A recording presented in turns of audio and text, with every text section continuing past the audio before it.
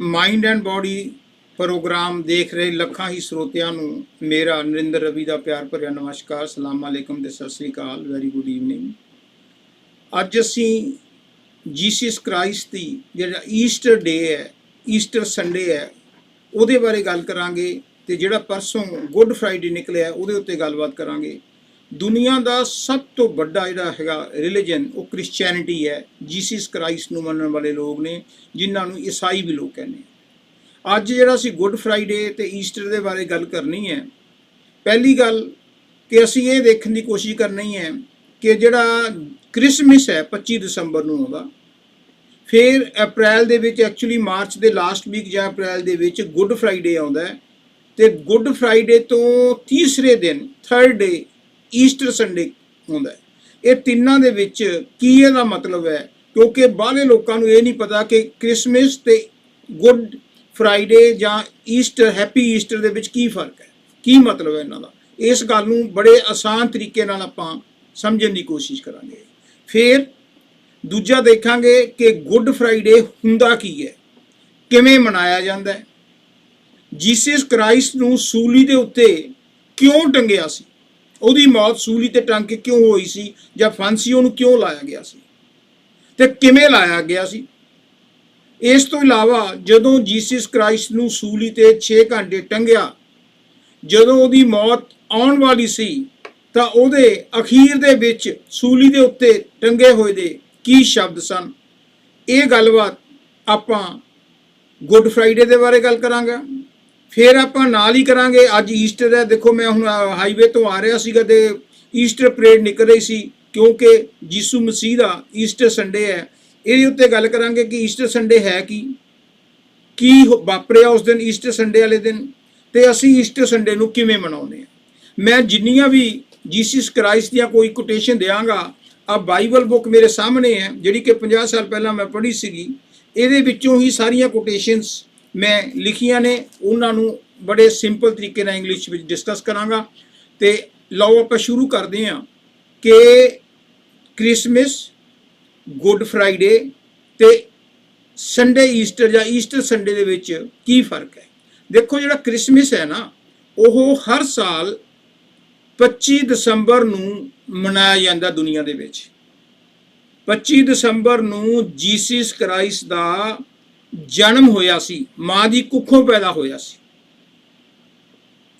ਤੇ ਜਿਹੜਾ good Friday ਹੈ, ਇਹਨੂੰ ਦੇਸੀ ਤਰੀਕੇ ਨਾਲ ਰਫ ਲੈਂਗੁਏਜ ਕਹਿ ਸਕਦੇ ਹਾਂ ਕਿ ਗੁੱਡ ਫਰਾਈਡੇ ਵਾਲੇ ਦਿਨ ਜੀਸਸ ਕ੍ਰਾਈਸਟ ਦੀ ਮੌਤ ਹੋਈ ਸੀ, ਉਸ ਨੂੰ ਸੂਲੀ ਤੇ ਟੰਗਿਆ ਸੀ, ਉਸ ਨੂੰ ਫਾਂਸੀ ਦਿੱਤੀ ਗਈ ਸੀ। ਹੁਣ ਆ ਗਿਆ ਈਸਟਰ ਸੰਡੇ। ਕਿਹਾ ਜਾਂਦਾ ਹੈ ਕਿ ਨਵੇਕਲੀ ਜੀ ਗੱਲ ਹੈ ਵੀ ਜਦੋਂ ਸ਼ੁੱਕਰਵਾਰ ਨੂੰ ਗੁੱਡ ਫਰਾਈਡੇ ਵਾਲੇ ਦਿਨ ਉਹਨੂੰ ਫਾਂਸੀ ਤੇ ਲਟਕਾਇਆ ਗਿਆ ਤਾਂ ਉਹਦੀ ਜਿਹੜੀ ਡੈੱਡ ਬੋਡੀ ਸੀਗੀ ਉਹਨੂੰ ਇੱਕ ਗੁਫਾ ਦੇ ਵਿੱਚ ਰੱਖ ਦਿੱਤਾ ਤੇ ਗੁਫਾ ਦੇ ਵਿੱਚ ਫਰਾਈਡੇ ਨਾਈਟ ਰੱਖਿਆ ਸੀਗਾ। ਤੇ ਕਿਹਾ ਜਾਂਦਾ ਕਿ ਸੰਡੇ ਵਾਲੇ ਦਿਨ ਅਰਲੀ ਇਨ ਦਾ ਮਾਰਨਿੰਗ, ਸੂਰਜ ਚੜ੍ਹਨ ਤੋਂ ਪਹਿਲਾਂ ਪਹਿਲਾਂ ਉਸ ਡੈੱਡ ਬੋਡੀ ਦੇ ਵਿੱਚੋਂ ਜੀਸਸ ਕ੍ਰਾਈਸਟ ਨੇ ਫੇਰ ਜਨਮ ਲੈ ਲਿਆ।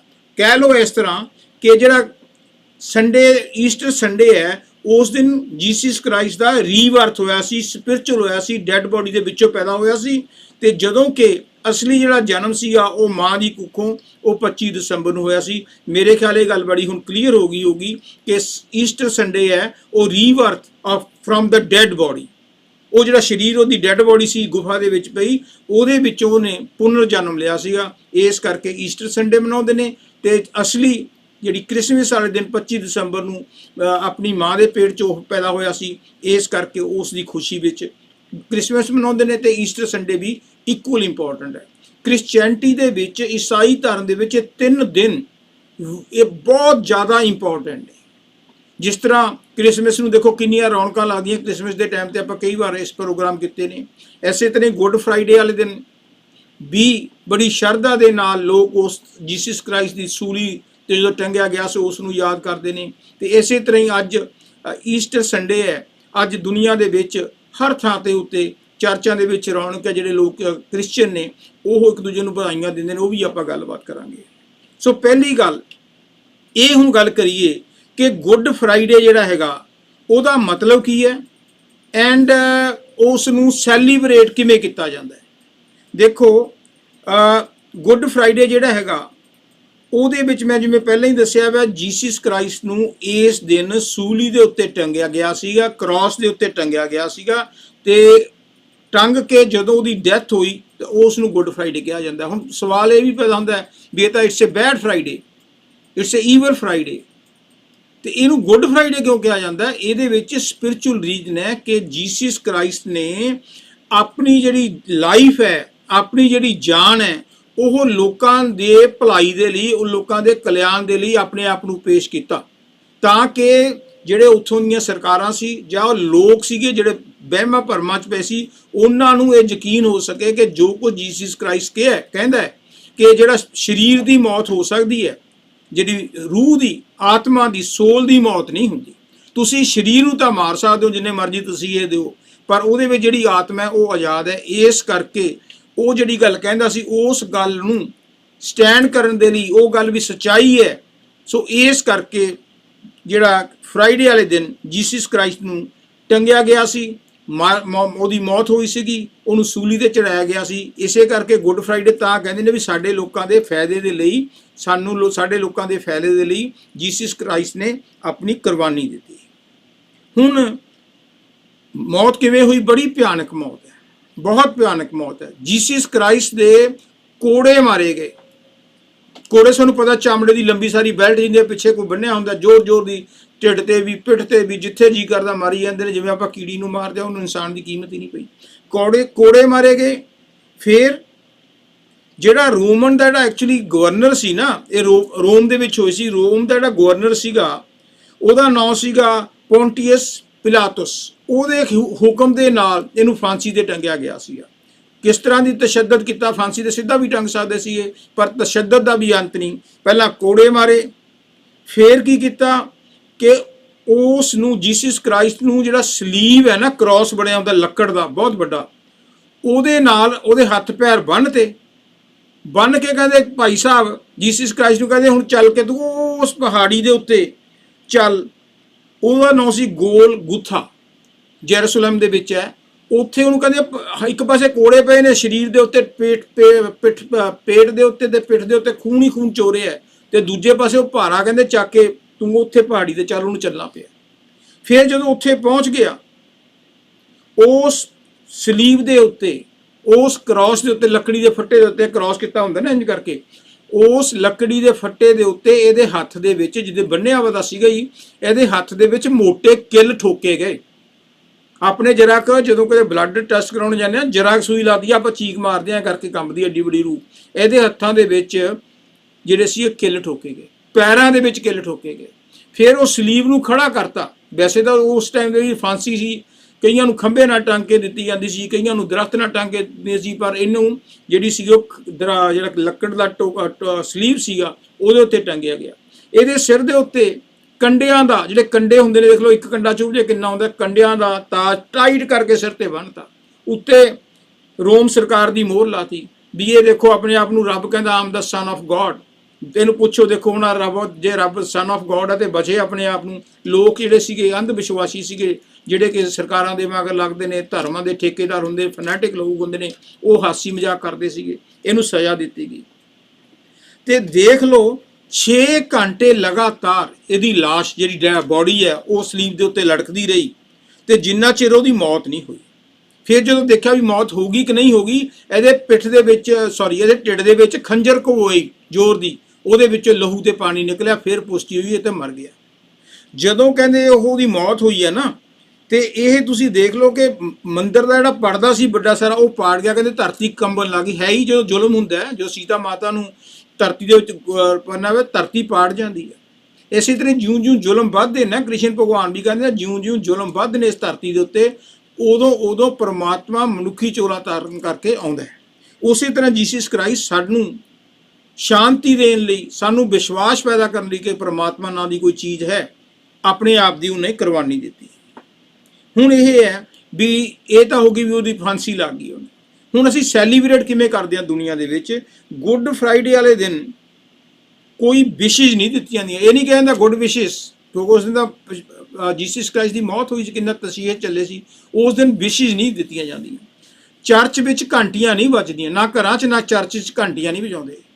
ਕੈਂਡਲ ਨਹੀਂ ਜਗਾਈਆਂ ਜਾਂਦੀਆਂ, ਪ੍ਰੇਅਰਸ ਨਹੀਂ ਹੁੰਦੀਆਂ, ਸਜਾਵਟ ਨਹੀਂ ਹੁੰਦੀ। ਹੁੰਦਾ ਕੀ ਹੈ, ਜਿਹੜਾ ਕ੍ਰਾਸ ਜਿਹੜਾ ਚਰਚ ਦੇ ਵਿੱਚ ਲੱਗਿਆ ਹੁੰਦਾ ਉਹਨੂੰ ਜਾ ਕੇ ਲੋਕ ਕਿਸ ਕਰਦੇ ਨੇ, ਚੁੰਮਦੇ ਨੇ ਵੀ ਜੀਸਸ ਕ੍ਰਾਈਸਟ ਦੇ ਉੱਤੇ ਚੜਿਆ ਸੀ। ਉਸ ਦਿਨ ਡੋਨੇਸ਼ਨਸ ਇਕੱਠੀਆਂ ਕੀਤੀਆਂ ਜਾਂਦੀਆਂ ਨੇ ਤਾਂ ਕਿ ਨੀਡੀ ਲੋਕਾਂ ਦੇ ਵਿੱਚ ਵੰਡੀਆਂ ਜਾ ਸਕਣ।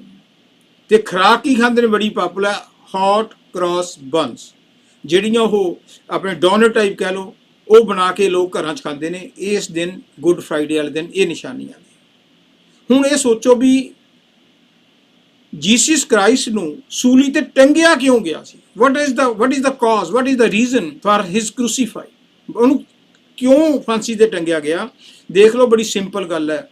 ਸਾਡੀ ਹਿਸਟਰੀ ਜਦੋਂ ਦੀ ਬਣੀ ਆ, ਜਦੋਂ ਦੀ ਦੁਨੀਆ ਬਣੀ ਹੈ, ਹਿਸਟਰੀ ਭਰੀ ਪਈ ਹੈ ਕਿ how we have been behaving towards them, ਕਿ ਜਿਹੜੇ ਪੂਰਨ ਸੰਤ ਸਤਿਗੁਰੂ ਹੁੰਦੇ ਨੇ ਉਹ ਸਾਡਾ ਕਲਿਆਣ ਕਰਨ ਲਈ ਦੁਨੀਆ ਵਿੱਚ ਆਉਂਦੇ ਨੇ। ਦੇਖ ਲਓ, ਜਦੋਂ ਸਾਡੀ ਦੁਨੀਆ ਦੇ ਲੋਕ ਦੁਖੀ ਹੁੰਦੇ ਆ, ਅਸੀਂ ਰੋਂਦੇ ਆ, ਪਿੱਟਦੇ ਆ, ਪੁਕਾਰ ਕਰਦੇ ਆ ਆਪਣੇ ਅੱਲਾ ਦੇ ਅੱਗੇ, ਗੋਡ ਦੇ ਅੱਗੇ, ਜੀਸਸ ਕ੍ਰਾਈਸਟ ਦੇ ਅੱਗੇ, ਰਾਮਚੰਦਰ ਦੇ ਅੱਗੇ, ਤਾਂ ਉਹ ਜਿਹੜੀ ਤਾਕਤ ਹੈ ਜਿਹਨੇ ਕੁੱਲ ਕਾਇਨਾਤ ਨੂੰ ਪੈਦਾ ਕੀਤਾ ਹੈ, ਉਹ ਸਾਡੇ ਰੋਂਦਿਆਂ ਨੂੰ ਦੇਖ ਕੇ ਤਰਸ ਖਾਂਦੀ ਹੈ ਤੇ ਫਿਰ ਕਿਸੇ ਨਾ ਕਿਸੇ ਰੂਹ ਨੂੰ ਇਸ ਦੁਨੀਆ ਦੇ ਉੱਤੇ ਭੇਜ ਦਿੰਦੇ ਨੇ। ਦੇਖ ਲਓ, ਕਦੇ ਕ੍ਰਿਸ਼ਨ ਜੀ ਆਏ, ਕਦੇ ਰਾਮਚੰਦਰ ਜੀ ਆਏ, ਕਦੇ ਗੁਰੂ ਨਾਨਕ ਆਏ, ਕਦੇ ਗੁਰੂ ਗੋਬਿੰਦ ਸਿੰਘ ਆਏ, ਕਦੇ ਜੀਸਸ ਕ੍ਰਾਈਸਟ ਆਏ, ਕਿਤੇ ਸੁਕਰਾਤ ਆਇਆ, ਕਿਤੇ ਪਲਟੂ ਸਾਹਿਬ ਆਏ, ਕਿਤੇ ਕਬੀਰ ਸਾਹਿਬ ਆਏ। ਇਹ ਪੂਰਨ ਸੰਤ ਆਏ। ਪਰ ਅਸੀਂ ਕਿਹੋ ਜਿਹਾ ਬਿਹੇਵ ਕਰਦੇ ਹਾਂ? ਜਦੋਂ ਉਹ ਦੁਨੀਆ 'ਚ ਆਉਂਦੇ ਨੇ, ਉਹ ਸਾਨੂੰ ਹੋਕਾ ਦਿੰਦੇ ਨੇ ਕਿ ਭਰਾਵਾ ਤੂੰ ਆ ਦੁਨੀਆ ਦੀਆਂ ਮੈਲਾਂ 'ਚ ਨਾ ਲਿਬੜ, ਤੇਰਾ ਜਿਹੜਾ ਜ਼ਿੰਦਗੀ ਦਾ ਪਰਪਸ ਹੈ ਉਹ ਪਰਮਾਤਮਾ ਨਾਲ ਮਿਲਾਪ ਕਰਨਾ ਹੈ। ਬੜੀ ਚਲੋ ਮੈਨੂੰ ਯਾਦ ਨਹੀਂ ਹੈਗਾ, 184 ਜੂਨ ਸਵਾਈ ਮਾਨਸ ਕੋ ਪ੍ਰਭੂ ਦੀ ਬੜਾਈ, ਇਸ ਪੌੜੀ ਤੇ ਜੋ ਨਰ ਚੁੱਕੇ ਸੋ ਆਏ ਜਾਏ ਦੁੱਖ ਪਾਈਂਦਾ। ਕਿ ਲੱਖਾਂ ਜੂਨੀਆਂ ਤੋਂ ਬਾਅਦ ਸਾਨੂੰ ਇਹ ਮਨੁੱਖੀ ਜਨਮ ਮਿਲਿਆ ਸੀ। ਜੇ ਪਰਮਾਤਮਾ ਨਾਲ ਮਿਲਾਪ ਕਰ ਲਾਂਗੇ ਤਾਂ ਅਸੀਂ ਉਹਦੇ ਵਿੱਚ ਮਰਜ ਹੋ ਜਾਵਾਂਗੇ, ਨਹੀਂ ਤਾਂ ਫਿਰ ਇਹੀ ਕੁੱਤੇ, ਘੋੜੇ, ਗਧੇ, ਮਕੌੜੇ ਬਣਾਂਗੇ, ਨਾਲੀਆਂ ਦੇ ਕੀੜੇ ਬਣਾਂਗੇ। ਸੋ ਇਸ ਕਰਕੇ ਉਹ ਸਾਨੂੰ ਸੱਚਾਈ ਸਮਝਾਉਂਦੇ ਨੇ। ਜਦੋਂ ਸੱਚਾਈ ਸਮਝਾਉਂਦੇ ਨੇ ਤੇ ਅਸੀਂ ਦੁਨੀਆ ਦੇ ਲੋਕ, ਫਨੈਟਿਕ ਲੋਕ, ਧਰਮ ਦੇ ਰਖਵਾਲੇ, ਧਰਮ ਦੇ ਮੋਢੀ, ਸਰਕਾਰਾਂ ਉਹਨਾਂ ਨਾਲ ਕਿਹੋ ਜਿਹਾ ਵਰਤਾਓ ਕਰਦੀਆਂ ਨੇ। ਦੇਖੋ, ਗੁਰੂ ਨਾਨਕ ਸਾਹਿਬ ਪਹਿਲੀ ਪਾਤਸ਼ਾਹੀ ਨੂੰ ਪਿੰਡ 'ਚ ਨਹੀਂ ਵੜਨ ਦਿੱਤਾ, ਕਹਿੰਦੇ ਕੁਰਾਈ ਹੈ, ਪੱਥਰ ਮਾਰੇ। ਪਲਟੂ ਸਾਹਿਬ ਨੂੰ ਕੀ ਕੀਤਾ ਕਿ ਦੁਕਾਨ ਦੇ ਵਿੱਚ ਉਹ ਸੁੱਤੇ ਪਏ ਸੀਗੇ, ਬਾਹਰ ਜਿੰਦਾ ਲਗਾ ਕੇ ਅੱਗ ਹੀ ਲਾਤੀ, ਜਿਉਂਦੇ ਹੀ ਜਲਾਤਾ। ਕਿੱਡਾ ਘੋਰ ਅਨਿਆਏ ਕੀਤਾ। ਜੀਸਸ ਕ੍ਰਾਈਸਟ ਨੂੰ ਸੂਲੀ ਤੇ ਟੰਗ ਕੇ ਨਾਲੇ ਕਿੱਲ ਠੋਕੀ ਗਏ, ਉਹ ਸਿੱਧਾ ਟੰਗ ਦਿਓ, ਮਾਰਨਾ ਹੀ ਹੈ ਤੇ ਕੋਈ ਟੀਕਾ ਲਾ ਕੇ ਮਾਰ ਦਿਓ, ਤਸੀਹੇ ਦੇ ਕੇ ਮਾਰੇ ਆ। ਗੁਰੂ ਅਰਜਨ ਦੇਵ ਦੇਖ ਲਓ, ਪੰਜਵੀਂ ਪਾਤਸ਼ਾਹੀ ਨੂੰ ਸਿਰ ਤੇ ਭਰ ਕੇ ਤੱਤੇ ਰੇਤ ਦੇ ਜਿਹੜੇ ਸੀ ਕੜਛੇ ਪਾਉਂਦੇ ਰਹੇ, ਤੇਰਾ ਪਾਣਾ ਮਿੱਠਾ ਲਾਗੇ, ਉਹ ਫੇਰ ਨਹੀਂ ਕੁਛ ਬੋਲੇ। ਗੁਰੂ ਗੋਬਿੰਦ ਸਿੰਘ ਦੇ ਦੇਖ ਲਓ ਬੱਚਿਆਂ ਦਾ ਕੀ ਹਾਲ ਕੀਤਾ। ਗੁਰੂ ਤੇਗ ਬਹਾਦਰ ਦਾ ਸੀਸ ਕੱਟ ਲਿਆ। ਕਬੀਰ ਸਾਹਿਬ ਨੂੰ ਹਾਥੀ ਦੇ ਅੱਗੇ ਸੁੱਟ ਦਿੱਤਾ। ਅਸੀਂ ਘੱਟ ਨਹੀਂ ਕੋਈ ਕਰਦੇ। ਇਹ ਨਾ ਸੋਚੋ ਵੀ ਉਹਨਾਂ ਨੇ ਕੀਤਾ, ਨਹੀਂ, ਅਸੀਂ ਹੁਣ ਵੀ ਨਹੀਂ ਕਰਦੇ। ਜਿਹੜਾ ਤਾਂ ਕੋਈ ਠੱਗ ਬਾਬਾ ਹੈ ਉਹਦੇ ਤਾਂ ਅਸੀਂ ਮਗਰ ਲੱਗੇ ਰਹਿਣੇ ਆ, ਤੇ ਜਿਹੜਾ ਕੋਈ ਅਸਲੀ ਬਾਬਾ ਮਿਹਨਤ ਕਰਦਾ, ਹੱਕ ਹਲਾਲ ਦੀ ਕਮਾਈ ਕਰਦਾ, ਅੰਦਰ ਪੂਜਾ ਪਾਠ ਕਰਦਾ, ਉਹਦੇ ਅਸੀਂ ਦੁਸ਼ਮਣ ਬਣ ਜਾਂਦੇ ਹਾਂ। ਸੋ ਉਹੀ ਗੱਲ ਬਿਲਕੁਲ ਜੀਸਸ ਕ੍ਰਾਈਸਟ ਦੇ ਨਾਲ ਹੋਈ। ਉਹਨਾਂ ਨੇ ਸਾਨੂੰ ਸਮਝਾਇਆ ਵੀ ਸੰਤ ਕਿਉਂ ਹੁੰਦੇ ਨੇ। ਸੰਤ ਸਾਡੇ ਫਾਇਦੇ ਲਈ ਹੁੰਦੇ ਨੇ। ਪਰ ਸਵਾਰਥ ਕੇ ਕਾਰਨੇ ਸੰਤ ਲਿਆ ਅਵਤਾਰ, ਸੰਤ ਲਿਆ ਅਵਤਾਰ ਜਗਤ ਕੋ ਰਾਹ ਦਿਖਾਵੇਂ, ਭਗਤੀ ਕਰੇ ਉਪਦੇਸ਼ ਨਾਮ ਦੇ ਸਮਥਿੰਗ ਬੁਲਾਏ। ਮੇਰੇ ਕੋਲ ਮੈਂ ਲਾਈਵ ਕਰ ਰਿਹਾ, ਇਸ ਤਰ੍ਹਾਂ ਦੀ ਸੀ ਵੀ ਪਰਮਾਤਮਾ ਦੇ ਜਿਹੜੇ ਪੂਰਨ ਸੰਤ ਹੁੰਦੇ ਨੇ ਉਹ ਸਾਡੇ ਕਲਿਆਣ ਕਰਨ ਲਈ ਆਉਂਦੇ ਨੇ। ਦੇਖ ਲਓ, ਜੇ ਸੰਤ ਨਾ ਹੋਤੇ ਜਗਤ ਮੇਂ ਤਾਂ ਜਲ ਮਰਤਾ ਸੰਸਾਰ। ਇਸ ਦੁਨੀਆ ਦੇ ਵਿੱਚ ਹਮੇਸ਼ਾ ਹੀ ਸੰਸਾਰ ਦੇ ਵਿੱਚ ਸੰਤ ਹੁੰਦੇ ਨੇ, ਕਿਤੇ ਵੀ ਹੋਣ। ਤੇ ਜੇ ਸੰਤ ਨਾ ਹੋਣ ਤਾਂ ਇਸ ਦੇ ਦੁਨੀਆ ਦੇ ਵਿੱਚ ਅੰਧੇਰ ਹੋ ਜੇ, ਜਲ ਮਰੂਗਾ, ਦੁਨੀਆ ਦਾ ਬੁਰਾ ਹਾਲ ਹੋ ਜਾਊਗਾ। ਸੋ ਇਸ ਕਰਕੇ ਹੀ ਚੈਪਟਰ 6 ਆ ਬਾਈਬਲ ਦੀ ਜਿਹੜੀ ਬੁੱਕ ਹੈ, ਇਹਦੇ ਵਿੱਚ ਜੇ ਤੁਸੀਂ ਚੈਪਟਰ 6 ਖੋਲੋ ਤਾਂ ਇਹਦੇ ਵਿੱਚ ਲਿਖਿਆ ਹੋਇਆ ਹੈ ਕਿ ਕਿਉਂ ਜੀਸਸ ਕ੍ਰਾਈਸਟ ਨੇ ਜਨਮ ਲਿਆ। For I come down from heaven not to do mine own will but the will of him that sent me. ਕਿ ਮੈਂ ਆਪਣੀ ਮਰਜ਼ੀ ਨਾਲ ਇਸ ਦੁਨੀਆ ਵਿੱਚ ਨਹੀਂ ਆਇਆ। ਜੀਸਸ ਕ੍ਰਾਈਸਟ ਕਹਿੰਦੇ for I come down from heaven not to do mine own will, ਮੈਂ ਆਪਣੀ ਮਰਜ਼ੀ ਨਾਲ ਨਹੀਂ ਆਇਆ, but the will of him, ਉਸ ਪਰਮਾਤਮਾ ਦੀ, ਉਸ ਫਾਦਰ ਦੀ, ਉਸ ਗੋਡ ਦੀ ਇੱਛਾ ਦੇ ਨਾਲ ਮੈਂ ਆਇਆ। ਦੈਟ ਸੈਂਟ ਮੀ, ਉਹਨੇ ਮੈਨੂੰ ਭੇਜਿਆ। ਇਸ ਕਰਕੇ ਜਿਹੜੇ ਸੰਤ ਹੁੰਦੇ ਨੇ ਨਾ, ਉਹ ਸੰਤ ਮੋਮਬੱਤੀ ਦੀ ਤਰ੍ਹਾਂ ਹੁੰਦੇ ਨੇ, ਦੂਸरों के फायदे के लिए खुद जल जाते हैं। ਜਿਹੜੀ ਮੋਮਬੱਤੀ ਆ ਕੈਂਡਲ ਦੇਖ ਲਓ, ਜਦੋਂ ਅਸੀਂ ਦੀਆ ਸਲਾਈ ਨਾਲ ਕੈਂਡਲ ਜਗਾਉਣੇ ਆ ਉਹ ਸਾਨੂੰ ਤਾਂ ਲਾਈਟ ਦਿੰਦੀ ਆ, ਪਰ ਆਪ ਹੌਲੀ ਹੌਲੀ ਮੱਚੀ ਜਾਂਦੀ ਹੈ, ਆਪ ਦਾ ਨੁਕਸਾਨ ਕਰਾਉਂਦੀ ਹੈ ਪਰ ਸਾਨੂੰ ਰੋਸ਼ਨੀ ਦਿੰਦੀ ਹੈ। ਇਸੇ ਤਰ੍ਹਾਂ ਜਿਹੜੇ ਸੰਤ ਹੁੰਦੇ ਨੇ ਨਾ, ਜਿਹੜੇ ਪੂਰਨ ਸੰਤ ਹੁੰਦੇ ਆ, ਪੂਰਨ ਸੰਤਾਂ ਦੀ ਗੱਲ ਕਰਦਾ, ਜੀਸਸ ਕ੍ਰਾਈਸਟ ਦੀ ਗੱਲ ਕਰਦਾ, ਕਿ ਉਹ ਆਪਣੀ ਜਿਹੜੀ ਦੇਹ ਸਰੀਰ ਦੀ ਪਰਵਾਹ ਨਹੀਂ ਕਰਦੇ, ਸਗੋਂ ਲੋਕਾਂ ਦੇ ਫਾਇਦੇ ਲਈ ਆਪਣੇ ਸਰੀਰ ਦੇ ਉੱਤੇ ਤਸੀਹੇ ਚੱਲਦੇ ਨੇ। ਚੈਪਟਰ 16 ਜਿਹੜੀ ਬਾਈਬਲ ਹੈ, ਚੈਪਟਰ 16 ਦੇ ਵਿੱਚ ਬਾਈਬਲ 'ਚ ਲਿਖਿਆ ਹੈ, God is nowhere outside, he is within our body and this body is the temple of living God। Chapter 16 ਦੇ ਵਿੱਚ ਲਿਖਿਆ, ਕੀ ਮਤਲਬ ਹੈ ਕਿ ਪਰਮਾਤਮਾ ਨੂੰ ਲੱਭਦੇ ਆਪਾਂ, ਹਰੇਕ ਮਿਲਣਾ ਚਾਹੁੰਦਾ ਪਰਮਾਤਮਾ ਨੂੰ, ਪਰ ਪਰਮਾਤਮਾ ਕਿਤੇ ਬਾਹਰ ਨਹੀਂ, he is within our body, ਉਹ ਸਾਡੇ ਸਰੀਰ ਦੇ ਵਿੱਚ ਹੈ। ਸੋ ਇਸ ਕਰਕੇ ਕਿਹਾ ਜਾਂਦਾ, ਜੀਸਸ ਕ੍ਰਾਈਸਟ ਨੇ ਅਗਲੀ ਤੁਕ ਦੇ ਵਿੱਚ ਕਿਹਾ ਕਿ this body is the temple of living God। ਜਿਵੇਂ ਆਪਣੀ ਗੁਰਬਾਣੀ ਚ ਹੁੰਦੇ ਨਾ, ਹਰਿਮੰਦਰ ਇਹ ਸਰੀਰ ਹੈ, ਗਿਆਨ ਰਤਨ ਪ੍ਰਗਟ ਹੋਏ, ਕਿ ਦਿਸ ਬੋਡੀ ਆ ਜਿਹੜਾ ਸਾਡਾ ਸਰੀਰ ਹੈ ਹਰੇਕ ਦਾ, ਇਹਦੇ ਵਿੱਚ ਜਿੰਦਾ ਪਰਮਾਤਮਾ ਰਹਿੰਦਾ। ਇਸੇ ਕਰਕੇ ਕਹਿੰਦੇ ਨਾ ਕਿ we are the potential God. Chapter 10 Bible ਦੇ ਵਿੱਚ ਨਿਊ ਟੈਸਟਾਮੈਂਟ 'ਚ ਲਿਖਿਆ, ਜੀਸਸ ਕ੍ਰਾਈਸਟ ਕਹਿੰਦਾ, I and the father are one, am in the father and father is in me, ਕਿ ਮੈਂ ਤੇ ਪਰਮਾਤਮਾ ਇੱਕੋ ਹੀ ਹੈ। ਫਾਦਰ ਦਾ ਮਤਲਬ ਪਰਮਾਤਮਾ ਤੋਂ ਲਿਆ ਗਿਆ, ਕਿ ਮੈਂ ਤੇ ਪਰਮਾਤਮਾ ਇੱਕੋ ਹਾਂ, ਮੈਂ ਪਰਮਾਤਮਾ 'ਚ ਹਾਂ ਤੇ ਪਰਮਾਤਮਾ ਮੇਰੇ 'ਚ ਹੈ। ਇਹ ਤਾਂ ਹੀ ਪਤਾ ਲੱਗੂ ਜਦੋਂ ਵੈਨ ਯੂ ਗੋ ਵਿਦਿਨ, ਜਦੋਂ ਤੁਸੀਂ ਅੰਦਰ ਜਾਓਗੇ, ਮਿਹਨਤ ਕਰੋਗੇ, ਫਿਰ ਦੇਖੋਗੇ ਵੀ ਜਿਹੜੀ ਸਾਡੀ ਆਤਮਾ ਹੈ, ਆਤਮ ਅੰਸ਼ ਰਾਮ ਦੀ, ਕਿ ਪਰਮਾਤਮਾ ਦੀ ਅੰਸ਼ ਹੈ। ਤੇ ਜੀਸਸ ਕ੍ਰਾਈਸਟ ਦੀ ਜਿਹੜੀ ਸੀਗੀ, ਉਹਨੇ ਅੰਦਰਲਾ ਆਪਣਾ ਪਰਦਾ ਖੁੱਲ੍ਹ ਚੁੱਕਿਆ ਸੀਗਾ, ਪਰਮਾਤਮਾ ਨੇ ਭੇਜਿਆ ਹੀ, ਇਸ ਕਰਕੇ ਥੋੜੀ ਮਿਹਨਤ ਨਾਲ ਪਰਦਾ ਖੁੱਲ੍ਹ ਗਿਆ, ਇਸ ਕਰਕੇ ਉਹਨੂੰ ਬਿਲਕੁਲ ਪਰਮਾਤਮਾ ਦਿਸਦਾ ਸੀਗਾ। ਸੋ ਇਸੇ ਤਰ੍ਹਾਂ ਹੀ ਚੈਪਟਰ 1 ਦੇ ਵਿੱਚ ਲਿਖਿਆ ਹੈ, ਜੀਸਸ ਕ੍ਰਾਈਸਟ ਨੇ clear, one who doesn't know the son doesn't know the father. ਜਿਹੜਾ ਕਹਿੰਦੇ ਪਰਫੈਕਟ ਮਾਸਟਰ ਨੂੰ, ਪੁੱਤਰ ਨੂੰ, ਜੀਸਸ ਕ੍ਰਾਈਸਟ ਆਪਣੇ ਆਪ ਨੂੰ ਸਨ ਕਹਿੰਦਾ ਸੀ, ਮੈਂ ਪਰਮਾਤਮਾ ਦਾ ਸਨ ਆ, ਕਹਿੰਦਾ ਜਿਹੜਾ ਸਾਨੂੰ ਨਹੀਂ ਜਾਣ ਸਕਦਾ ਉਹ ਪਰਮਾਤਮਾ ਨੂੰ ਨਹੀਂ ਜਾਣ ਸਕਦਾ। ਇਹਦਾ ਮਤਲਬ ਕੀ ਹੈ ਕਿ ਇਫ ਯੂ ਗੋ ਫਾਰ ਏ ਹਜ ਟੇਕ ਏ ਹਾਜੀ ਵਿਦ ਯੂ, ਜੇ ਤੁਸੀਂ ਮੱਕੇ ਮਦੀਨੇ ਜਾਣਾ ਹੈ ਨਾ, ਤਾਂ ਉੱਥੇ ਹਜ ਕਰਨਾ ਹੈ ਤੇ ਉਹਦੇ ਲਈ ਹਾਜੀ ਲੈ ਜਾਓ ਜਿਹੜਾ ਉੱਥੋਂ ਦਾ ਭੇਤੀ ਹੈ। ਇਸੇ ਤਰ੍ਹਾਂ ਹੀ ਜੇ ਤੁਸੀਂ ਪਰਮਾਤਮਾ ਨੂੰ ਮਿਲਣਾ ਹੈ ਤਾਂ ਸਿਰਫ ਤੁਹਾਨੂੰ ਉਹ ਬੰਦਾ ਲੱਭਣਾ ਪਊ ਜਿਹੜਾ ਕਿ ਅੰਦਰੋਂ ਪਰਮਾਤਮਾ ਨਾਲ ਮਿਲ ਚੁੱਕਿਆ ਹੋਵੇ। ਸੋ ਇਹੀ ਜੀਸਸ ਕ੍ਰਾਈਸਟ ਨੇ ਕਿਹਾ, one who doesn't know the son doesn't know the father. ਇਸੇ ਕਰਕੇ ਗੁਰੂ ਦੀ ਇੰਪੋਰਟੈਂਸ ਹੈ ਨਾ, ਗੁਰਬਾਣੀ 'ਚ ਲਿਖਿਆ, ਜੇ ਸੋ ਚੰਦਾ ਉਗਵੇ ਸੂਰਜ ਚੜੇ ਹਜ਼ਾਰ, ਏਤਾ ਚਾਨਣ ਹੁੰਦੇ ਆ ਗੁਰੂ ਬਿਨ ਘੋਰ ਅੰਧਾਰ। ਕਹਿੰਦੇ ਜੇ 100 ਚੰਦਰਮਾ ਤੇ 1000 ਸੂਰਜ ਵੀ ਚੜ ਜਾਣ ਨਾ, ਜੇ ਗੁਰੂ ਨਹੀਂ ਹੈਗਾ ਤੇ ਫਿਰ ਉਹ ਹਨੇਰਾ ਹੀ ਹਨੇਰਾ ਹੈ। ਇਹਦਾ ਮਤਲਬ ਕੀ ਹੈ, ਸੂਰਜ ਨੇ ਚਾਨਣਾ ਦੇਣਾ, ਚੰਦਰਮੇ ਨੇ ਚਾਨਣਾ ਦੇਣਾ। ਇਹ ਗੱਲ ਕਰਦੇ ਨੇ ਅੰਦਰਲੇ ਚਾਨਣ ਦੀ। ਅੰਦਰਲਾ ਚਾਨਣ ਉਦੋਂ ਹੀ ਹੋਣਾ ਹੈ ਜਦੋਂ ਕੋਈ ਸਾਨੂੰ ਪਰਫੈਕਟ ਮਾਸਟਰ ਜੀਸਸ ਕ੍ਰਾਈਸਟ ਮਿਲੇਗਾ, ਉਹਦੀ ਅਸੀਂ ਟੀਚਿੰਗ ਤੇ ਚੱਲਾਂਗੇ, ਮਿਹਨਤ ਕਰਾਂਗੇ, ਫਿਰ ਸਾਨੂੰ ਫਾਇਦਾ ਹੋਣਾ। ਜੀਸਸ ਕ੍ਰਾਈਸਟ ਨੇ ਇੱਕ ਗੱਲ ਹੋਰ ਵੀ ਕਹੀ ਹੈ, ਕੀ ਕਿਹਾ ਮੈਨੂੰ ਹੁਣ ਚੈਪਟਰ ਨਹੀਂ ਯਾਦ ਹੋ ਗਿਆ, ਇਹਦੇ ਵਿੱਚ as long as Aam in the world Aam the light off the world, ਕਿ ਜਿੰਨਾ ਚਿਰ ਤੱਕ ਮੈਂ ਇਸ ਦੁਨੀਆ ਦੇ ਵਿੱਚ ਹੈਗਾ, as long as Aam in the world Aam the light off the world, ਕਿ ਜਿੰਨਾ ਚਿਰ ਮੈਂ ਦੁਨੀਆ ਦੇ ਵਿੱਚ ਹਾਂ, ਮੈਂ ਇਸ ਸੰਸਾਰ ਨੂੰ ਰੋਸ਼ਨੀ ਦਿਆਂਗਾ, ਮੈਂ ਸੰਸਾਰ ਨੂੰ ਗਾਈਡ ਕਰਾਂਗਾ। ਚੈਪਟਰ 13 ਦੇ ਵਿੱਚ ਲਿਖਦੇ ਨੇ, if thine eye be single thy whole body shall be full of light. ਜਦੋਂ ਆਪਾਂ ਕਹਿੰਦੇ ਨਾ ਪਰਮਾਤਮਾ ਸਾਡੇ ਅੰਦਰ ਹੈ, ਉਹ ਕਿਵੇਂ ਹੋਊਗਾ? ਪਹਿਲੀ ਗੱਲ ਕਿ ਤੁਹਾਨੂੰ ਕਿਸੇ ਪਰਫੈਕਟ ਮਾਸਟਰ ਦੀ ਲੋੜ ਹੈ, ਜੀਸਸ ਕ੍ਰਾਈਸਟ ਨੇ ਹੀ ਕਿਹਾ ਹੈ ਨਾ, one who doesn't know the son doesn't know the father. ਉਹ ਪਰਫੈਕਟ ਮਾਸਟਰ ਚਾਹੀਦਾ, ਤੇ ਪਰਫੈਕਟ ਮਾਸਟਰ ਸਾਨੂੰ ਕੀ ਸਮਝਾਉਂਦਾ ਹੈ ਕਿ ਤੁਸੀਂ ਮਿਹਨਤ ਕਰੋ, ਮੈਡੀਟੇਸ਼ਨ ਕਰੋ, ਕੰਸਨਟਰੇਟ ਹੋਵੋ, ਪਰਮਾਤਮਾ ਨੂੰ ਯਾਦ ਕਰੋ, ਤਾਂ ਇੱਕ ਨਾ ਇੱਕ ਦਿਨ ਜਿਹੜੀ ਥਰਡ ਆਈ ਹੈ, if thine eye be single thy whole body shall be full of light. ਫਿਰ ਇੱਕ ਨਾ ਇੱਕ ਦਿਨ ਜੋ ਤੁਸੀਂ ਮਿਹਨਤ ਕਰਦੇ ਹੋ, ਜਿਹੜੀ ਤੁਹਾਡੀ ਥਰਡ ਆਈ ਹੈ ਜਾਂ ਸਿੰਗਲ ਆਈ ਹੈ, ਉਹ ਖੁੱਲ੍ਹ ਜਾਂਦੀ ਹੈ। ਜਦੋਂ ਖੁੱਲ੍ਹ ਜਾਂਦੀ ਹੈ, ਤੁਹਾਨੂੰ ਅੰਦਰੋਂ ਜਿਹੜਾ ਪ੍ਰਕਾਸ਼ ਵੀ ਦਿਸੂਗਾ ਤੇ ਤੁਹਾਨੂੰ ਉਹ ਰੱਬੀ ਤੁਨਕਾਰਾਂ ਵੀ ਸੁਣਨਗੀਆਂ। ਪਰ ਨਾਲ ਹੀ ਇਹ ਗੱਲ ਕਹੀ ਹੈ, ਹੈਵਿੰਗ ਆਈਜ਼ ਯੂ ਸੀ ਨਾਟ। ਜਿਹੜੀਆਂ ਬਾਹਰਲੀਆਂ ਅੱਖਾਂ ਨੇ ਨਾ, ਇਹਦੇ ਨਾਲ ਨਹੀਂ ਤੁਸੀਂ ਰੱਬ ਨੂੰ ਦੇਖ ਸਕਦੇ, ਅੰਦਰਲੀ ਲਾਈਟ ਨੂੰ। Having eyes you see not, having ears you hear not. You need inner eyes to see the divine light and inner ears to hear the divine melody। ਕਹਿੰਦੀ ਅੰਦਰਲੀਆਂ ਅੱਖਾਂ ਤੇ ਅੰਦਰਲੇ ਕੰਨ ਖੁੱਲਣ ਤਾਂ ਕਿ ਸਾਨੂੰ ਅੰਦਰਲੀ ਜਿਹੜੀ ਰੋਸ਼ਨੀ ਹੈ, ਅੰਦਰਲੀ ਜਿਹੜੀ ਮੈਲੋਡੀ ਆ ਰਹੀ ਹੈ ਪਰਮਾਤਮਾ ਦੀ ਦਰਗਾਹ ਤੋਂ, ਉਹ ਤਾਂ ਸੁਣੂਗੀ, ਬਾਹਰਲੀਆਂ ਅੱਖਾਂ ਨਾਲ ਨਹੀਂ। ਇਸੇ ਕਰਕੇ ਤਾਂ ਜਦੋਂ ਆਪਾਂ ਭਜਨ ਸਿਮਰਨ ਕਰਦੇ ਹਾਂ, ਅੱਖਾਂ ਬੰਦ ਕਰਕੇ ਕਰਦੇ ਹਾਂ, ਸਾਡੇ ਅੰਦਰ ਕੋਈ ਦਿਸੇ। ਕਈ ਵਾਰੀ ਦੇਖੋ ਨਾ, ਆਪਾਂ ਗੁਰਦੁਆਰਾ ਮੰਦਿਰ ਦੇ ਵਿੱਚ ਜਾਂਦੇ ਹਾਂ, ਚਰਚ 'ਚ ਜਾਂਦੇ ਹਾਂ, ਤਾਂ ਘੰਟੀਆਂ ਵੱਜਦੀਆਂ ਜਾਂ ਕੋਈ ਕਰਦਾ, ਸਾਨੂੰ ਮਜ਼ਾ ਆਉਂਦਾ ਕਿ ਨਹੀਂ? ਸਾਨੂੰ ਜੇ ਲੈਂਗੁਏਜ ਦੀ ਨਾ ਵੀ ਸਮਝ ਆਵੇ, ਉਹ ਜਿਹੜੀ ਆਵਾਜ਼ ਹੈ ਉਹ ਮੈਲੋਡੀ ਹੈ, ਉਹ ਅੰਦਰੋਂ ਆਵਾਜ਼ ਪੈਦਾ ਹੋਣੀ। ਅਸੀਂ ਨਕਲਾਂ ਬਾਹਰ ਬਣਾਈਆਂ ਨੇ ਸਾਨੂੰ ਸਮਝਾਉਣ ਦੇ ਲਈ, ਅਸੀਂ ਬਾਜੇ ਵਜਾ ਲੈਣੇ, ਢੋਲਕ ਵਜਾ ਲੈਣੇ, ਛੈਣੀਆਂ ਖੜਕਾ ਲੈਣੇ, ਕੁਛ ਕਰ ਲੈਣੇ, ਪਰ ਇਹ ਜਦੋਂ ਬੰਦ ਕਰ ਦਾਂਗੇ ਆਵਾਜ਼ ਖਤਮ ਹੋ ਜੂਗੀ। ਪਰ ਜਦੋਂ ਕਿਸੇ ਨੇ ਅੰਦਰੋਂ ਸੁਣ ਲਈ, ਫਿਰ ਉਹ ਆਵਾਜ਼ ਖਤਮ ਨਹੀਂ ਹੁੰਦੀ। ਜਦੋਂ ਕਿਸੇ ਨੇ ਅੰਦਰੋਂ ਦੇਖ ਲਈ, ਫਿਰ ਬਾਹਰਲੀਆਂ ਜੋਤਾਂ ਕੈਂਡਲਾਂ ਦੀ ਜਗਾਉਣ ਦੀ ਕਿਉਂ ਮਤਲਬ ਨਹੀਂ, ਕਿਉਂਕਿ ਬਾਹਰਲੀਆਂ ਜਿੰਨੀਆਂ ਵੀ ਜੋਤਾਂ ਨੇ, ਕੈਂਡਲਾਂ ਨੇ, ਇਹਦੇ ਲਈ ਧੂਫ ਦੀ ਲੋੜ ਹੈ, ਬੱਤੀ ਦੀ ਲੋੜ ਹੈ, ਤੇਲ ਦੀ ਲੋੜ ਹੈ, ਮੋਮ ਦੀ ਲੋੜ ਹੈ, ਵੈਕਸ ਦੀ ਲੋੜ ਹੈ। ਪਰ ਜਦੋਂ ਸਾਡੀ ਥਰਡ ਆਈ ਅੰਦਰ ਖੁੱਲ੍ਹ ਗਈ, ਜਿਵੇਂ ਉਹਨੇ ਕਿਹਾ ਸੀਗਾ ਕਿ if thy eye be single thy whole body shall be full of light, ਜਦੋਂ ਸਾਡੀ ਖੁੱਲ੍ਹ ਗਈ, ਉਹ ਅੰਦਰਲੀਆਂ ਅੱਖਾਂ ਨੇ ਸਾਨੂੰ ਦੇਖ ਲਏ, ਨਜ਼ਾਰੇ ਦੇਖ ਲਏ, ਅੰਦਰਲੇ ਕੰਨਾਂ ਨੇ ਉਹ ਮੈਲੋਡੀ ਸੁਣ ਲਈ,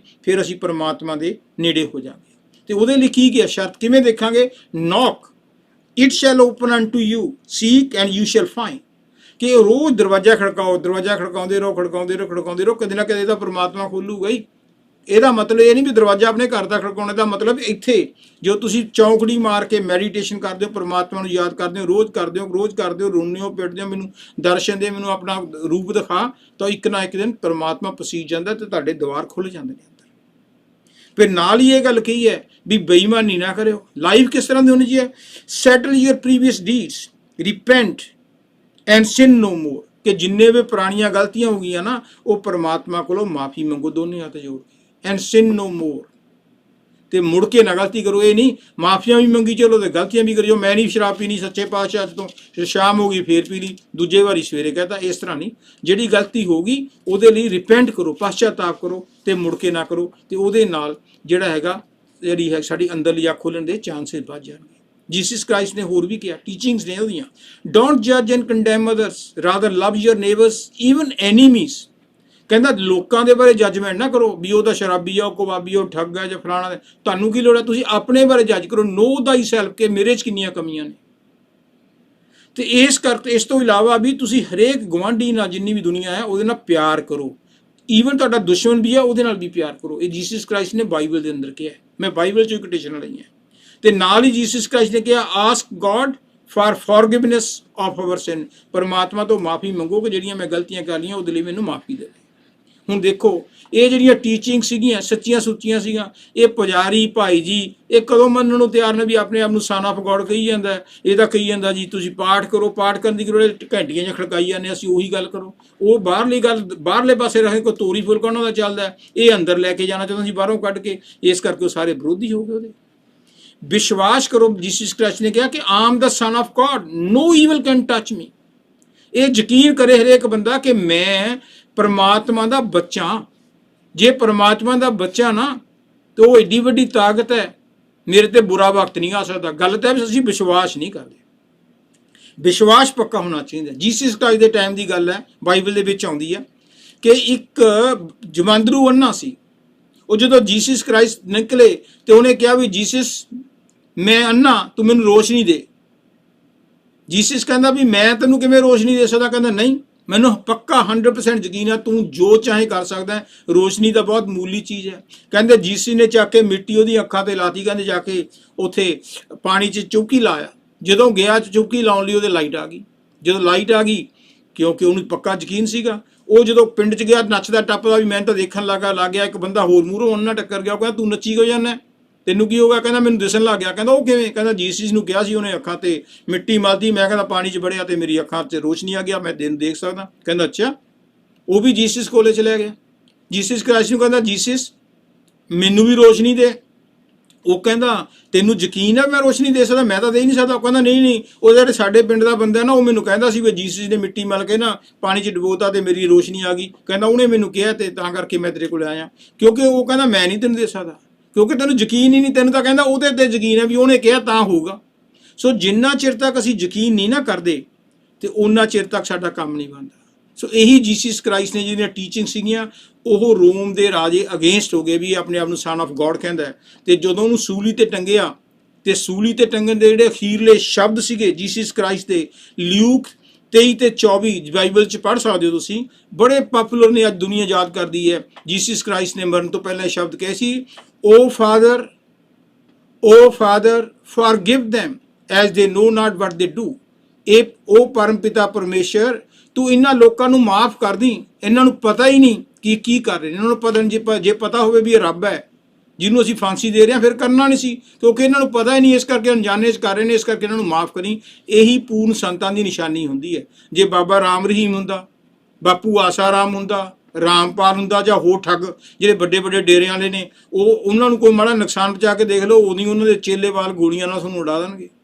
ਪਰ ਜਿਹੜੇ ਪਹੁੰਚੇ ਹੁੰਦੇ ਨੇ ਉਹ ਆਪਣੇ ਸਰੀਰ ਦੇ ਉੱਤੇ ਤਸੀਹੇ ਲੈ ਲੈਂਦੇ ਨੇ, ਪਰ ਦੂਜੇ ਦਾ ਨੁਕਸਾਨ ਨਹੀਂ ਕਰਦੇ। ਹੁਣ ਆਪਾਂ ਗੱਲ ਕਰ ਲਈਏ ਈਸਟਰ ਦੀ, ਕਿਉਂਕਿ ਬਾਕੀ ਸਮਾਂ ਆਪਾਂ ਅੱਜ ਈਸਟਰ ਮਨਾਇਆ ਜਾਂਦਾ ਹੈ। ਦੇਖੋ ਜਦੋਂ ਉਹਦੀ ਡੈੱਡ ਬੋਡੀ ਸੀ ਨਾ, ਆਪਾਂ ਉਹਨੂੰ ਅੱਗੇ ਨੂੰ ਕੰਟੀਨਿਊ ਕਰਦੇ ਹਾਂ। ਡੈੱਡ ਬੋਡੀ ਨੂੰ ਯੂਸਫ ਨਾਂ ਦਾ ਇੱਕ ਆਦਮੀ ਸੀ ਬਹੁਤ ਅਮੀਰ, ਉਹਨੇ ਗਵਰਨਰ ਨੂੰ ਰਿਕੁਐਸਟ ਕੀਤੀ ਵੀ ਇਹ ਡੈੱਡ ਬੋਡੀ ਤਾਂ ਤੂੰ ਮੈਨੂੰ ਦੇ ਦੇ, ਇਹਨੂੰ ਮੈਂ ਰੱਖਦਾ ਨਾ, ਫਿਰ ਆਪਾਂ ਇਹਨੂੰ ਦਫਨਾ ਦੇਵਾਂਗੇ। ਉਹਨੇ ਉਹਦੀ ਗੱਲ ਮੰਨ ਕੇ ਯੂਸਫ ਨੂੰ ਡੈੱਡ ਬੋਡੀ ਦੇ ਦਿੱਤੀ, ਤੇ ਡੈੱਡ ਬੋਡੀ ਨੂੰ ਉਹ ਪਹਾੜ ਦੇ ਵਿੱਚ, ਜਿਹੜੀ ਕਿ ਪਹਾੜ ਦੀ ਗੁਫਾ ਉਹਨੇ ਆਪਣੇ ਲਈ ਬਣਾਈ ਸੀਗੀ, ਉਹ ਐਗ ਜਿਹੜਾ ਆਂਡਾ ਹੁੰਦਾ ਉਹਦੇ ਆਕਾਰ ਦੀ ਸੀਗੀ, ਉਹਦੇ ਵਿੱਚ ਉਹਦੀ ਡੈੱਡ ਬੋਡੀ ਰੱਖਤੀ। ਬਾਹਰ ਫੌਜੀ ਖੜਾਤੇ, ਪੁਲਿਸ ਵਾਲੇ, ਸਿਕਿਉਰਿਟੀ ਵਾਲੇ, ਤੇ ਗੇਟ ਦੇ ਉੱਤੇ ਬਹੁਤ ਗੋਲ ਸਾਰਾ ਪੱਥਰ ਰੱਖਤਾ, ਕੋਈ ਹਿਲਾਵੇ ਨਾ, ਤੇ ਠੋਕਤੀ ਉੱਪਰ ਮੋਹਰ ਵੀ ਜੇ ਕਿਸੇ ਨੇ ਇਹਨੂੰ ਪੱਥਰ ਨੂੰ ਛੇੜਿਆ ਨਾ ਤਾਂ ਫਿਰ ਸਰਕਾਰ ਉਹਨੂੰ ਸਜ਼ਾ ਦੇਊਗੀ। ਇਹ ਉਹਦੇ ਉੱਤੇ ਜੀਸਸ ਕ੍ਰਾਈਸਟ ਨੂੰ ਰੱਖਤਾ। ਰੱਖ ਕੇ ਕੀ ਹੋਇਆ ਕਿ ਉਹਦੀਆਂ ਜੀਸਸ ਕ੍ਰਾਈਸਟ ਦੇ ਨਾਲ ਇੱਕ ਲੇਡੀ ਹੁੰਦੀ ਸੀ ਮਰੀਅਮ ਮੈਂਡਲਿਨ, ਉਹ ਹਮੇਸ਼ਾ ਜੀਸਸ ਕ੍ਰਾਈਸਟ ਨਾਲ ਰਹਿੰਦੀ ਸੀ। ਹੋਰ ਵੀ ਲੇਡੀਜ਼ ਡਿਸਾਈਪਲ ਸੀਗੀਆਂ। ਉਹ ਬਹੁਤ ਰੋਈ ਗਈ। ਉਹਨੇ ਆਪਣੀਆਂ 5-4 ਸਹੇਲੀਆਂ ਨੂੰ ਲੈ ਕੇ, ਜਿਹੜੀਆਂ ਡਿਸਾਈਪਲ ਸੀ, ਉਹਨਾਂ ਨੇ ਕਿਹਾ ਵੀ ਜੀਸਸ ਕ੍ਰਾਈਸਟ ਦੀ ਬੋਡੀ ਦੇ ਵਿੱਚੋਂ ਬਦਬੂ ਆਊਗੀ, ਆਪਾਂ ਕਿਉਂ ਨਾ ਸੁਗੰਧਤ ਜਿਹੜੀਆਂ ਹੁੰਦੀਆਂ ਚੀਜ਼ਾਂ ਜਿਹੜੀ ਡੈੱਡ ਬੋਡੀ ਦੇ ਉੱਤੇ ਮਲਦੇ ਆ ਉਹ ਲੈ ਕੇ ਚਲੇ ਜਾਈਏ। ਪਰ ਨਾਲ ਹੀ ਦੁਬਿਧਾ ਹੈ ਵੀ ਉਹ ਤਾਂ ਗੁਫਾ ਦੇ ਵਿੱਚ ਬੰਦ ਕੀਤਾ ਹੋਇਆ, ਪੱਥਰ ਐਡਾ ਭਾਰਾ, ਉਹਨੂੰ ਕੌਣ ਹਿਲਾਊ, ਆਪਣੀ ਤਾਂ ਤਾਕਤ ਹੀ ਨਹੀਂ। ਪਰ ਫਿਰ ਵੀ ਵਿਸ਼ਵਾਸ ਸੀ, ਰੋਂਦੀਆਂ ਪਿੱਟਦੀਆਂ, ਕਹਿੰਦੇ ਗੁਫਾ ਦੇ ਅੱਗੇ ਗਈਆਂ। ਜਦੋਂ ਗਈਆਂ ਵਿਸ਼ਵਾਸ ਸੀਗਾ ਵੀ ਮਾਲਕ ਨੇ ਮਦਦ ਕੀਤੀ, ਮਾਲਕ ਦੇ ਤਾਂ ਰੰਗ ਨਿਰਾਲੇ ਨੇ। ਦੇਖਿਆ ਕਿ ਉਹ ਪੱਥਰ ਹਟਿਆ ਪਿਆ। ਜਦੋਂ ਪੱਥਰ ਹਟਿਆ ਪਿਆ ਤਾਂ ਉਹ ਕੀ ਹੋਇਆ ਕਿ ਉਹਨਾਂ ਨੇ ਅੰਦਰ ਝਾਕ ਕੇ ਦੇਖਿਆ ਕਿ ਉੱਥੇ ਜੀਸਸ ਕ੍ਰਾਈਸਟ ਦਾ ਬੋਡੀ ਨਹੀਂ ਹੈ। ਜਦੋਂ ਜੀਸਸ ਕ੍ਰਾਈਸਟ ਦੀ ਬੋਡੀ ਨਹੀਂ ਸੀ ਤਾਂ ਫਿਰ ਉਹਨਾਂ ਨੇ ਅੰਦਰ ਦੇਖਿਆ ਤਾਂ ਉੱਥੇ ਇਕੱਲੇ ਕੱਪੜੇ ਪਏ ਨੇ। ਤੇ ਕੁਝ ਮਿੰਟਾਂ ਦੇ ਬਾਅਦ ਦੇਖਿਆ ਕਿ ਜੀਸਸ ਕ੍ਰਾਈਸਟ ਸਫੇਦ ਕੱਪੜਿਆਂ ਦੇ ਵਿੱਚ ਪ੍ਰਗਟ ਹੋ ਗਿਆ। ਤੇ ਉਹਨੇ ਕਿਹਾ ਉਹਨਾਂ ਨੂੰ, ਮੈਂਡਲਿਨ ਨੂੰ, ਕਿ ਮੈਂ ਦੁਬਾਰਾ ਜਨਮ ਲੈ ਲਿਆ ਤੇ ਇਹ ਪ੍ਰਚਾਰ ਤੁਸੀਂ ਹੋਰਾਂ ਨੂੰ ਵੀ ਕਰੋ। ਤੇ ਉਹਨੇ ਆਪਣੀ ਨਾਖੁਸ਼ੀ ਨੱਚਦੇ ਟੱਪਦੇ ਆਪਣੇ ਚੇਲੇ ਸੀ ਦੱਸੇ ਵੀ ਇੰਜ ਕਰਕੇ ਵੀ ਜੀਸਸ ਕ੍ਰਾਈਸਟ ਨੇ ਜਨਮ ਲੈ ਲਿਆ। ਕਿਹਾ ਜਾਂਦਾ ਵੀ 40 ਦਿਨ ਜੀਸਸ ਕ੍ਰਾਈਸਟ ਆਪਣੇ ਚੇਲਿਆਂ ਦੇ ਨਾਲ ਰਿਹਾ ਸਪਿਰਚੁਅਲ ਤਰੀਕੇ ਦੇ ਨਾਲ। ਹੁਣ ਦੇਖੋ ਜੀਸਸ ਕ੍ਰਾਈਸਟ ਨੂੰ ਜਿੱਥੇ ਭਗਤ ਮੰਨਦੇ ਵੀ ਨੇ, ਦੂਜੇ ਪਾਸੇ ਸ਼ੱਕੀ ਲੋਕ ਵੀ ਹੁੰਦੇ ਨੇ। ਯਹੂਦਾ ਇੱਕ ਆਦਮੀ ਸੀਗਾ, ਜੀਸਸ ਕ੍ਰਾਈਸਟ ਦਾ ਭਗਤ ਸੀਗਾ ਪਹਿਲਾਂ ਤਾਂ, ਪਰ ਉਹ 30 ਸਿੱਕੇ ਦੇ ਲਾਲਚ ਵਿੱਚ ਆ ਕੇ ਉਹਨੇ ਜੀਸਸ ਕ੍ਰਾਈਸਟ ਨੂੰ ਫੜਵਾਇਆ। ਜਦੋਂ ਮੰਦਿਰ 'ਚ ਉਹ ਕਰ ਰਹੇ ਸੀ ਨਾ, ਸਾਰੇ ਉਹਦੇ ਡਿਸਾਈਪਲ ਬੈਠੇ ਸੀ ਤੇ ਪੁਲਿਸ ਵਾਲੇ ਫੜਨ ਆਏ, ਤੇ ਉਹਨੇ ਇਹ ਗੱਲ ਕਹੀ ਕਿ ਮੈਂ ਜਿਹਨੂੰ ਜੱਫੀ ਪਾ ਲੂੰਗਾ ਨਾ ਉਹਨੂੰ ਫੜ ਲਿਓ ਵੀ ਉਹੀ ਜੀਸਸ ਕ੍ਰਾਈਸਟ ਹੈ। ਕਿਉਂਕਿ ਜੀਸਸ ਕ੍ਰਾਈਸਟ ਨੂੰ ਵਿਸ਼ਵਾਸ ਸੀਗਾ, ਇਹਨੇ ਜੱਫੀ ਪਾ ਲਈ ਤੇ ਜੀਸਸ ਕ੍ਰਾਈਸਟ ਨੂੰ ਫਸਾਤਾ, ਤੇ ਤਾਂ ਹੀ ਉਹਨੂੰ ਫਾਂਸੀ ਲੱਗੀ। ਬਾਅਦ 'ਚ ਰੋਇਆ ਪਿੱਟਿਆ, ਉਹ 30 ਸਿੱਕੇ ਚੱਕ ਕੇ ਮੰਦਿਰ ਸਿੱਟਤੇ ਤੇ ਜਾ ਕੇ ਮਾਫੀ ਮੰਗੀ। ਜੀਸਸ ਕ੍ਰਾਈਸਟ ਨੇ ਮਾਫ ਕਰਤਾ। ਐਸੇ ਤਰ੍ਹਾਂ ਹੀ ਥੋਮਾ ਨਾਂ ਦਾ ਇੱਕ ਕਰੈਕਟਰ ਹੈ, ਉਹਦਾ ਡਿਸਾਈਪਲ ਸੀ। ਉਹ ਕਹਿੰਦਾ ਮੈਂ ਨਹੀਂ ਮੰਨਦਾ ਵੀ ਜੀਸਸ ਕ੍ਰਾਈਸਟ ਨੇ ਰੀਬਰਥ ਲਿਆ। ਕਹਿੰਦਾ ਮੈਨੂੰ ਤਾਂ ਪਹਿਲਾਂ ਪ੍ਰੂਫ ਦਿਓ। ਉਹਦੇ ਹੱਥ 'ਚ ਕਿੱਲ ਠੋਕੇ ਸੀ, ਜੇ ਤਾਂ ਉਹਦੇ ਕਿੱਲ ਦੇ ਵਿੱਚ ਗਲੀਆਂ ਹੈਗੀਆਂ, ਹੋਲ ਹੈਗੇ, ਫਿਰ ਤਾਂ ਮੈਂ ਕਹੂੰਗਾ ਵੀ ਹਾਂ ਇਹ ਉਹੀ ਜੀਸਸ ਕ੍ਰਾਈਸਟ ਹੈ। ਨਹੀਂ ਤਾਂ ਮੈਨੂੰ ਕੀ ਪਤਾ ਵੀ ਸੁਪਨੇ 'ਚ ਚਿੱਟੇ ਕੱਪੜੇ ਵਾਲਾ ਜੀਸਸ ਕ੍ਰਾਈਸਟ ਹੈਗਾ ਕਿ ਨਹੀਂ। ਕਹਿੰਦੇ ਜਦੋਂ ਥੋਮਾ ਇਹ ਸੋਚ ਰਿਹਾ ਸੀ, ਸੰਗਤ ਦੇ ਵਿੱਚ ਬੈਠਾ, ਤਾਂ ਜੀਸਸ ਕ੍ਰਾਈਸਟ ਜੋ ਪ੍ਰਗਟ ਹੋਏ ਤਾਂ ਉਹਨਾਂ ਨੇ ਕਿਹਾ ਥੋਮਾ ਆ ਮੇਰਾ ਹੱਥ ਦੇਖ ਲੈ। ਤਾਂ ਉਹਦੇ ਵਿੱਚ ਵੱਡੀ ਗਲੀ ਸੀਗੀ, ਤੇ ਫਿਰ ਉਹਨੂੰ ਯਕੀਨ ਹੋ ਗਿਆ ਕਿ ਇਹ ਵਾਕਿਆ ਹੀ ਉਹੀ ਜੀਸਸ ਕ੍ਰਾਈਸਟ ਹੈ। ਕਿਉਂਕਿ ਆਪਾਂ ਡਾਕਟਰ ਅੰਕੁਸ਼ ਨਾਲ ਵੀ ਗੱਲ ਕਰਨੀ ਹੈ। ਹੁਣ ਆਪਾਂ ਗੱਲ ਕਰੀਏ ਕਿ ਈਸਟਰ ਮਨਾਇਆ ਕਿਵੇਂ ਜਾਂਦਾ ਹੈ। ਜਿਵੇਂ ਚਰਚ ਦੇ ਵਿੱਚ ਹਰੇਕ ਜਿਹੜਾ ਕ੍ਰਿਸਚੀਅਨ ਲੋਕ ਹੈ, ਉਹ ਜਿਹੜੇ ਈਸਾਈ ਲੋਕ ਨੇ, ਉਹ ਚਰਚਾਂ ਵਿੱਚ ਜਾਂਦੇ ਨੇ, ਘਰਾਂ ਦੇ ਵਿੱਚ ਚਰਚਾਂ ਦੇ ਵਿੱਚ ਸਜਾਵਟ ਘਰ ਸਜਾਉਂਦੇ ਨੇ, 40 ਦਿਨ ਫਾਸਟ ਵੀ ਰੱਖਦੇ ਨੇ, ਘੰਟੀਆਂ ਬੈਲ ਵੀ ਵੱਜਦੀਆਂ ਨੇ, ਘਰਾਂ 'ਚ ਚਰਚਾਂ 'ਚ ਕੈਂਡਲ ਜਗਾਈਆਂ ਜਾਂਦੀਆਂ ਨੇ, ਗੁੱਡ ਵਿਸ਼ਿਸ, ਹੈਪੀ ਈਸਟਰ ਕਿਹਾ ਜਾਂਦਾ ਹੈ, ਪ੍ਰੇਅਰਸ ਕੀਤੀਆਂ ਜਾਂਦੀਆਂ ਨੇ। ਈਸਟਰ ਐਗ ਆਪਾਂ ਨੂੰ ਪਤਾ ਹੈ, ਇਸ ਸਾਲ ਤਾਂ ਨਹੀਂ ਤਾਂ ਅਸੀਂ ਵੀ 30-35 ਸਾਲ ਆਪਣੇ ਬੱਚੇ ਇਕੱਠੇ ਕਰਕੇ ਐਗ ਹੰਟਿੰਗ ਕਰਦੇ ਹਾਂ। ਐਗ ਹੰਟਿੰਗ ਕੀ ਹੈ, ਬਹੁਤ ਵਧੀਆ ਗੇਮ ਹੁੰਦੀ ਹੈ ਈਸਟਰ ਸੰਡੇ ਵਾਲੇ ਦਿਨ, ਕਿ ਛੋਟੇ ਜਿਹੜੇ ਚਾਕਲੇਟ ਹੁੰਦੇ ਨੇ ਨਾ, ਉਹਦੇ ਲਵੇਟੇ ਹੁੰਦੇ ਨੇ, ਉਹ ਅਸੀਂ ਕਦੇ ਕੋਈ ਕੰਡਿਆਂ ਦੇ ਵਿੱਚ ਲੁਕੋ ਦਿੰਦੇ ਹਾਂ, ਕਦੇ ਕੁਰਸੀ ਦੇ ਪਿੱਛੇ ਲੁਕੋਦੀ ਆ, ਘਰਾਂ ਦੇ ਵਿੱਚ ਗਾਰਡਨ 'ਚ ਲੁਕਾਉਂਦੇ ਆ। ਫਿਰ ਬੱਚਿਆਂ ਨੂੰ ਕੋਈ ਨਾ ਲੱਭੋ, ਉਹ ਛਾਲਾਂ ਮਾਰਦੇ ਲੱਭਦੇ ਨੇ, ਫਿਰ ਜਿਹਦੇ ਕੋਲ ਜ਼ਿਆਦਾ ਹੁੰਦੇ ਨੇ ਖਾਂਦੇ ਨੇ। ਸੋ ਐਗ ਹੰਟਿੰਗ ਵੀ ਹੁੰਦੀ ਹੈ ਫਾਰ ਕਿਡਸ। ਤੇ ਈਸਟਰ ਬਨੀ ਵੀ ਮਨਾਇਆ ਜਾਂਦਾ ਹੈ। ਜਿਹੜੇ ਐਗ ਹੈ, ਐਗ ਦੀ ਕੀ ਇੰਪੋਰਟੈਂਸ ਹੈ? ਐਗ ਦੀ ਇੰਪੋਰਟੈਂਸ ਇਹ ਹੈ ਕਿ ਦੇਖੋ, ਐਗ ਦੇ ਵਿੱਚੋਂ ਜਦੋਂ ਐਗ ਟੁੱਟਦਾ ਹੈ ਨਾ, ਉਹਦੇ ਚੋਂ ਕੀ ਨਿਕਲਦਾ? ਚੂਚਾ ਨਿਕਲਦਾ, ਜਿਹਦੇ ਵਿੱਚ ਲਾਈਫ ਹੁੰਦੀ ਹੈ ਚਿਕਨ ਦੀ। ਇਸੇ ਤਰ੍ਹਾਂ ਹੀ ਐਗ ਦੀ ਇੰਪੋਰਟੈਂਸ ਇਸ ਕਰਕੇ ਆ ਵੀ ਜੀਸਸ ਕ੍ਰਾਈਸਟ ਨੂੰ ਜਿਸ ਗੁਫਾ ਦੇ ਵਿੱਚ ਰੱਖਿਆ ਸੀਗਾ, ਉਹਦੀ ਜਿਹੜੀ ਸ਼ਕਲ ਸੀਗੀ ਉਹ ਐਗ ਵਰਗੀ ਸੀ, ਤੇ ਮੂਹਰੋਂ ਗੇਟ ਲਾ ਕੇ ਐਗ ਦੀ ਸ਼ਕਲ ਬਣ ਗਈ ਸੀ। ਤੇ ਜਦੋਂ ਉਹ ਗੁਫਾ ਦਾ ਦਰਵਾਜ਼ਾ ਟੁੱਟਿਆ ਤਾਂ ਉਹਦੇ ਵਿੱਚੋਂ ਨਵੀਂ ਲਾਈਫ ਜੀਸਸ ਕ੍ਰਾਈਸਟ ਪੈਦਾ ਹੋਇਆ। ਇਸੇ ਕਰਕੇ ਐਗ ਦੀ ਇਹਦੇ ਵਿੱਚ ਇੰਪੋਰਟੈਂਸ ਹੈ ਕਿ ਐਗ ਆਪਾਂ ਤਾਂ ਕਰਦੇ ਹਾਂ, ਐਗ ਨੂੰ ਤਾਂ ਮਨਾਉਂਦੇ ਹਾਂ, ਰੰਗ ਬਿਰੰਗੇ ਐਗ ਤਾਂ ਕਰਦੇ ਹਾਂ ਵੀ ਐਗ ਦੇ ਵਿੱਚ ਜਿਸ ਤਰ੍ਹਾਂ ਲਾਈਫ ਹੈ, ਇਸੇ ਤਰ੍ਹਾਂ ਹੀ ਜਿਹੜੀ ਗੁਫਾ ਦੇ ਵਿੱਚੋਂ ਜੀਸਸ ਕ੍ਰਾਈਸਟ ਪੈਦਾ ਹੋਏ ਸੀਗੇ। ਸੋ ਇਸ ਕਰਕੇ ਸਾਨੂੰ ਜਿਹੜੀ ਹੈਗੀ ਨਾ ਕਿ ਸਾਨੂੰ ਹਮੇਸ਼ਾ ਜੀਸਸ ਕ੍ਰਾਈਸਟ ਦੇ ਚਰਨਾਂ ਦੇ ਵਿੱਚ ਇਹ ਅਰਦਾਸ ਕਰਨੀ ਚਾਹੀਦੀ ਹੈ, ਰਿਕੁਐਸਟ ਕਰਨੀ ਚਾਹੀਦੀ ਹੈ, ਪ੍ਰੇਅਰ ਕਰਨੀ ਚਾਹੀਦੀ ਹੈ ਕਿ ਸਾਰੀ ਮਨੁੱਖਤਾ ਨੂੰ ਜੀਸਸ ਕ੍ਰਾਈਸਟ ਉਹਨਾਂ ਦੀਆਂ ਗਲਤੀਆਂ ਨੂੰ ਮਾਫ ਕਰ ਦੇਣ, ਉਹਨਾਂ ਤੇ ਰਹਿਮਤ ਕਰਨ। ਕਿਉਂਕਿ ਪ੍ਰਭੂ ਜੀਸਸ ਕ੍ਰਾਈਸਟ ਸਾਡੀਆਂ ਗਲਤੀਆਂ ਮਾਫ ਕਰਦੇ, ਅਸੀਂ ਭੁੱਲਣਹਾਰ ਹਾਂ, ਪਰ ਤੂੰ ਤਾਂ ਦਿਆਲੂ ਹੈ, ਤੂੰ ਤਾਂ ਮਰਸੀਫੁਲ ਹੈ, ਸਾਨੂੰ ਬਖਸ਼ ਤਾਂ ਕਿ ਅਸੀਂ ਵੀ ਤੇਰੇ ਨਾਲ ਮਿਲਾਪ ਕਰ ਸਕੀਏ। ਜੀਸਸ ਕ੍ਰਾਈਸਟ ਨੇ ਸਮਝਾਇਆ ਸੀਗਾ, love is God and God is love. ਜਿਨ ਪ੍ਰੇਮ ਕੀਓ, 10ਵੀਂ ਪਾਤਸ਼ਾਹੀ ਨੇ ਕਿਹਾ, ਜਿਨ ਪ੍ਰੇਮ ਕੀਓ ਤਿਨ ਹੀ ਪ੍ਰਭੂ ਪਾਇਓ। ਜਿਹੜੇ ਲੋਕ ਪ੍ਰੇਮ ਕਰਦੇ ਨੇ, ਪਿਆਰ ਕਰਦੇ ਨੇ, ਭਗਤੀ ਕਰਦੇ ਨੇ, ਉਹੀ ਪਰਮਾਤਮਾ ਨੂੰ ਪਾ ਸਕਦੇ ਨੇ। ਜਿਹੜੇ ਨਫ਼ਰਤ ਕਰਦੇ ਨੇ ਉਹ ਪਰਮਾਤਮਾ ਨੂੰ ਨਹੀਂ ਕਦੇ ਪਾ ਸਕਦੇ। ਇਸ ਕਰਕੇ ਚਰਚਿਸ ਦੇ ਵਿੱਚ ਹਮੇਸ਼ਾ ਹੀ ਜਿਹੜੀ ਹੈਗੀ ਉਹ ਪ੍ਰੇਅਰਸ ਕੀਤੀਆਂ ਜਾਂਦੀਆਂ, ਔਰ ਪ੍ਰੇਅਰ ਜੇ ਸੱਚੇ ਦਿਲੋਂ ਕੀਤੀ ਜਾਵੇ ਤਾਂ ਉਹ ਮਾਲਕ ਦੀ ਦਰਗਾਹ ਦੇ ਵਿੱਚ ਕਬੂਲ ਵੀ ਹੁੰਦੀ ਹੈ। खुदा कबूल करता है वो दुआ जो दिल से निकलती है, पर मुश्किल तो ये है कि वो बड़ी मुश्किल से निकलती है कि ਅਸੀਂ ਸੱਚੇ ਦਿਲੋਂ ਦੁਆ ਹੀ ਨਹੀਂ ਕਰਦੇ, ਫਾਰਮੈਲਿਟੀਆਂ ਕਰਦੇ ਹਾਂ, ਬਿਜ਼ਨਸ ਕਰਦੇ ਹਾਂ ਵੀ ਆ ਮੈਂ 11 ਰੁਪਏ ਤੈਨੂੰ ਚੜਾ ਦੇ ਤੇ ਤੂੰ ਮੈਨੂੰ ਲਾਟਰੀ ਕੱਢ ਦੇ। ਸੋ ਇਸ ਕਰਕੇ ਸਾਡੀ ਜਿਹੜੀ ਦੁਆ ਹੈ ਨਾ ਉਹ ਕਦੇ ਕਬੂਲ ਨਹੀਂ ਹੁੰਦੀ। ਵੀ ਜੇ ਅਸੀਂ ਰੋਂਦੇ ਹਾਂ, ਪਿੱਟਦੇ ਹਾਂ, ਦੇਖ ਲਓ ਜੇ ਮਾਂ ਬਾਪ ਦੇ ਕੋਲੇ, ਪਿਓ ਦੇ ਕੋਲੇ ਰੋਂਦੇ ਹਾਂ ਕਿ ਮੈਨੂੰ ਬੂਟ ਚਾਹੀਦੇ ਨੇ, ਮੈਨੂੰ ਸੌਕਰ ਦੀ ਫੁੱਟਬਾਲ ਚਾਹੀਦੀ ਹੈ, ਮੈਂ ਟੂਰ ਤੇ ਜਾਣਾ, ਰੋਂਦੇ ਪੇਟੀਆਂ ਸੱਚੇ ਦਿਲੋਂ, ਪਰਮਾਤਮਾ ਜਿਹੜਾ ਫਾਦਰ ਹੈ ਉਹ ਜਿੰਨਾ ਮਰਜ਼ੀ ਸਖਤ ਹੋਵੇ, ਤੁਹਾਡੀ ਅੱਖਾਂ ਦੇ ਵਿੱਚ ਜਦੋਂ ਹੰਝੂ ਆਉਂਦੇ ਨੇ ਨਾ, ਉਹ ਦੇਖ ਕੇ ਪਸੀਜ ਜਾਂਦਾ ਹੈ, ਜਿੱਥੋਂ ਮਰਜ਼ੀ ਲਿਆ ਕੇ ਦੇਵੇ ਤੁਹਾਡੀ ਡਿਮਾਂਡ ਪੂਰੀ ਕਰਦਾ। ਜੇ ਦੁਨੀਆ ਦਾ ਪਿਓ ਥੋੜ੍ਹੇ ਜਿਹੇ ਪੈਸਿਆਂ ਲਈ ਥੋੜ੍ਹੀਆਂ ਜਿਹੀਆਂ ਡਿਮਾਂਡ ਸਾਡੀਆਂ ਪੂਰੀਆਂ ਕਰ ਸਕਦਾ ਹੈ, ਤਾਂ ਉਹ ਕੁੱਲ ਮਾਲਕ, ਉਹ ਪਰਮਾਤਮਾ ਜਿਸ ਨੇ ਕੁੱਲ ਦੁਨੀਆ ਨੂੰ ਪੈਦਾ ਕੀਤਾ, ਜਿਸ ਨੇ ਸਾਡੇ ਮਾਂ ਪਿਓ ਨੂੰ ਵੀ ਪੈਦਾ ਕੀਤਾ, ਜਦੋਂ ਅਸੀਂ ਸੱਚੇ ਦਿਲੋਂ ਉਹਦੀ ਦਰਗਾਹ ਦੇ ਵਿੱਚ ਬੇਨਤੀ ਕਰਦੇ ਹਾਂ ਤਾਂ ਅਜਿਹਾ ਕੋਈ ਕਾਰਨ ਨਹੀਂ ਕਿ ਅਸੀਂ ਉਹਨਾਂ ਦੇ ਨਾਲ, ਉਹਨਾਂ ਦੀ ਜੇ ਚਰਨਾਂ ਦੇ ਵਿੱਚ ਕੀਤੀ ਹੋਈ ਅਰਦਾਸ ਹੈ ਉਹ ਸਾਡੀ ਪੂਰੀ ਨਾ ਹੋਵੇ। ਕਬੀਰ ਸਾਹਿਬ ਨੇ ਕਿਹਾ ਸੀ, ਅਵਗੁਣ ਮੇਰੇ ਬਾਪ ਜੀ, ਬਾਪ ਜੀ ਪਰਮਾਤਮਾ, ਅਵਗੁਣ ਮੇਰੇ ਬਾਪ ਜੀ ਬਖਸ਼ੋ ਗਰੀਬ ਨਿਵਾਜ, मैं जो पूत कपूत हूँ तो पिता को लाज, अवगुण किए तो बहु किए करत न लागी डार, चाहे बंदा बख्श दे चाहे गर्दन मार। ਇਹ ਹੈਗਾ ਪਰਮਾਤਮਾ ਦੇ ਅੱਗੇ ਅਰਜ਼ੋਈ। ਫਿਰ ਕਹਿੰਦੇ ਬਖਸ਼ੋ ਬਖਸ਼ੋ ਬਖਸ਼ ਦਿਓ, ਬਖਸ਼ੋ ਗਰੀਬ ਨਿਵਾਜ, ਮੈਂ ਜੋ ਪੂਤ ਕਪੂਤ ਹੂੰ ਤੋ ਪਿਤਾ ਕੋ ਲਾਜ, ਮੈਂ ਜੋ ਕੁਝ ਵੀ ਚੰਗਾ ਜਾਂ ਬਾਣਾ ਹੈ ਤਾਂ ਤੇਰਾ ਹੀ ਬੱਚਾ ਹੈ, ਇਸ ਕਰਕੇ ਤੂੰ ਮੈਨੂੰ ਬਖਸ਼ ਦੇ। ਸੋ ਇਸ ਤਰ੍ਹਾਂ ਦੀ ਸਾਨੂੰ ਅਰਦਾਸ ਕਰਨੀ ਚਾਹੀਦੀ ਹੈ। ਹੁਣ ਮੇਰੇ ਖਿਆਲ ਡਾਕਟਰ ਅੰਕੁਸ਼ ਗੋਇਲ ਨਾਲ ਸਾਡੀ ਲਾਈਨ ਮਿਲ ਗਈ ਹੈ ਤੇ ਆਪਾਂ ਥੋੜ੍ਹੇ ਜਿਹੇ ਮਿੰਟ ਜਿੰਨੇ ਵੀ ਬਚਦੇ ਨੇ ਉਹਨਾਂ ਨਾਲ ਗੱਲਬਾਤ ਕਰਾਂਗੇ। Doctor Ankush, welcome to the show. Hello. Hello. ਹਾਂਜੀ doctor Ankush, welcome to the show. Thank you.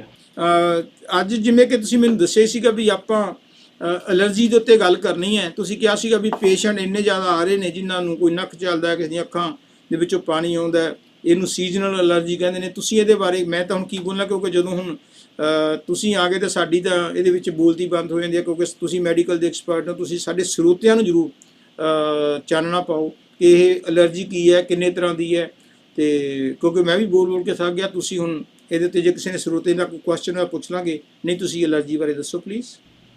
ਹਾਂਜੀ ਜ਼ਰੂਰ। ਯਾ ਸੋ ਹੁਣ ਪਤਾ ਹੀ ਹੈ ਜਿੱਦਾਂ ਮੌਸਮ ਬਹੁਤ ਸੋਹਣਾ ਹੋ ਰਿਹਾ, ਲੋਕਾਂ ਨੂੰ ਪਤਾ ਹੈ ਨੈਕਸਟ ਵੀਕ 20 ਡਿਗਰੀਜ਼ ਹੋਊਗਾ ਫਾਈਨਲੀ। ਵਿੰਟਰ ਹੋਪਫੁਲੀ ਖਤਮ ਹੋ ਗਈ for good until next year. But ਇਹਦੇ ਨਾਲ ਹੀ ਜਿਨ੍ਹਾਂ ਨੂੰ ਅਲਰਜੀਜ਼ ਹੈ ਉਹਨਾਂ ਨੂੰ ਅਲਰਜੀ ਬਾਰੇ ਫਿਕਰ ਹੈ ਤੇ ਅਲਰਜੀ ਦਾ ਮਤਲਬ ਕੀ ਹੈ ਸੋ ਬੇਸਿਕਲੀ ਜਿੱਦਾਂ ਆਪਣੇ ਬਾਡੀ ਹੈਗੀ ਆ ਤੇ ਉਹਦੇ ਵਿੱਚ ਆਪਣਾ ਇਮਿਊਨ ਸਿਸਟਮ ਆ ਇਮਿਊਨ ਸਿਸਟਮ ਇਜ਼ ਲਾਈਕ ਜਿਹੜੀ ਆਪਣੀ ਕੰਟਰੀ ਦੀ ਮਿਲਟਰੀ ਡਿਫੈਂਸ ਹੁੰਦੀ ਹੈ ਇਮਿਊਨ ਸਿਸਟਮ ਹਮੇਸ਼ਾ ਸਾਰੀਆਂ ਚੀਜ਼ਾਂ ਦੇਖ ਰਿਹਾ ਜਿਹੜੇ ਵੀ ਆਪਣੇ ਵਾਇਰਸਿਸ 에ਅਰ ਦੇ ਵਿੱਚ ਆਪਣੇ ਨੱਕ ਦੇ ਥਰੂ ਗਲੇ ਦੇ ਥਰੂ ਆਉਂਦੇ ਆ ਉਹਨੂੰ ਫਾਈਟ ਕਰੇ ਆ ਇਦਾਂ ਹੀ ਜਿਹੜੇ ਇਦਾਂ ਹੀ and that's a good thing ਆਪਣੇ ਲਈ ਮਤਲਬ ਇਮਿਊਨ ਸਿਸਟਮ ਚਾਹੀਦਾ ਤਾਂ ਹੀ ਆਪਾਂ ਨੂੰ ਇਨਫੈਕਸ਼ਨ ਤੋਂ ਬਚੇ ਰਹਿੰਦੇ ਆ but at the same time ਆਪਣਾ immune system sometimes it fights things ਜਿਹੜੇ ਆਪਣੇ ਲਈ ਖਤਰਨਾਕ ਨਹੀਂ ਹੈਗੇ and that's why allergies happen so for example ਜਿੱਦਾਂ ਕਿ ਲੋਕਾਂ ਨੂੰ flowers ਤੋਂ allergy ਹੈ ਜਾਂ grass ਤੋਂ ਜਾਂ ਘਾਹ ਤੋਂ ਜਾਂ pollen ਤੋਂ ਹਨਾ ਤੇ ਇਹ ਚੀਜ਼ਾਂ ਤਾਂ ਆਪਣੇ ਲਈ harmful ਨਹੀਂ ਹੈਗੀਆਂ ਪਰ ਜਦੋਂ ਆਪਣਾ immune system ਸੋਚਦਾ ਵੀ ਇਹ harmful ਹੈ ਉਹਦੇ ਨਾਲ ਫਿਰ chemicals release ਕਰਦਾ ਆਪਣੀ body ਦੇ ਵਿੱਚ ਜਿਹਦੇ ਨਾਲ ਆਪਾਂ ਨੂੰ swelling ਹੁੰਦੀ ਹੈ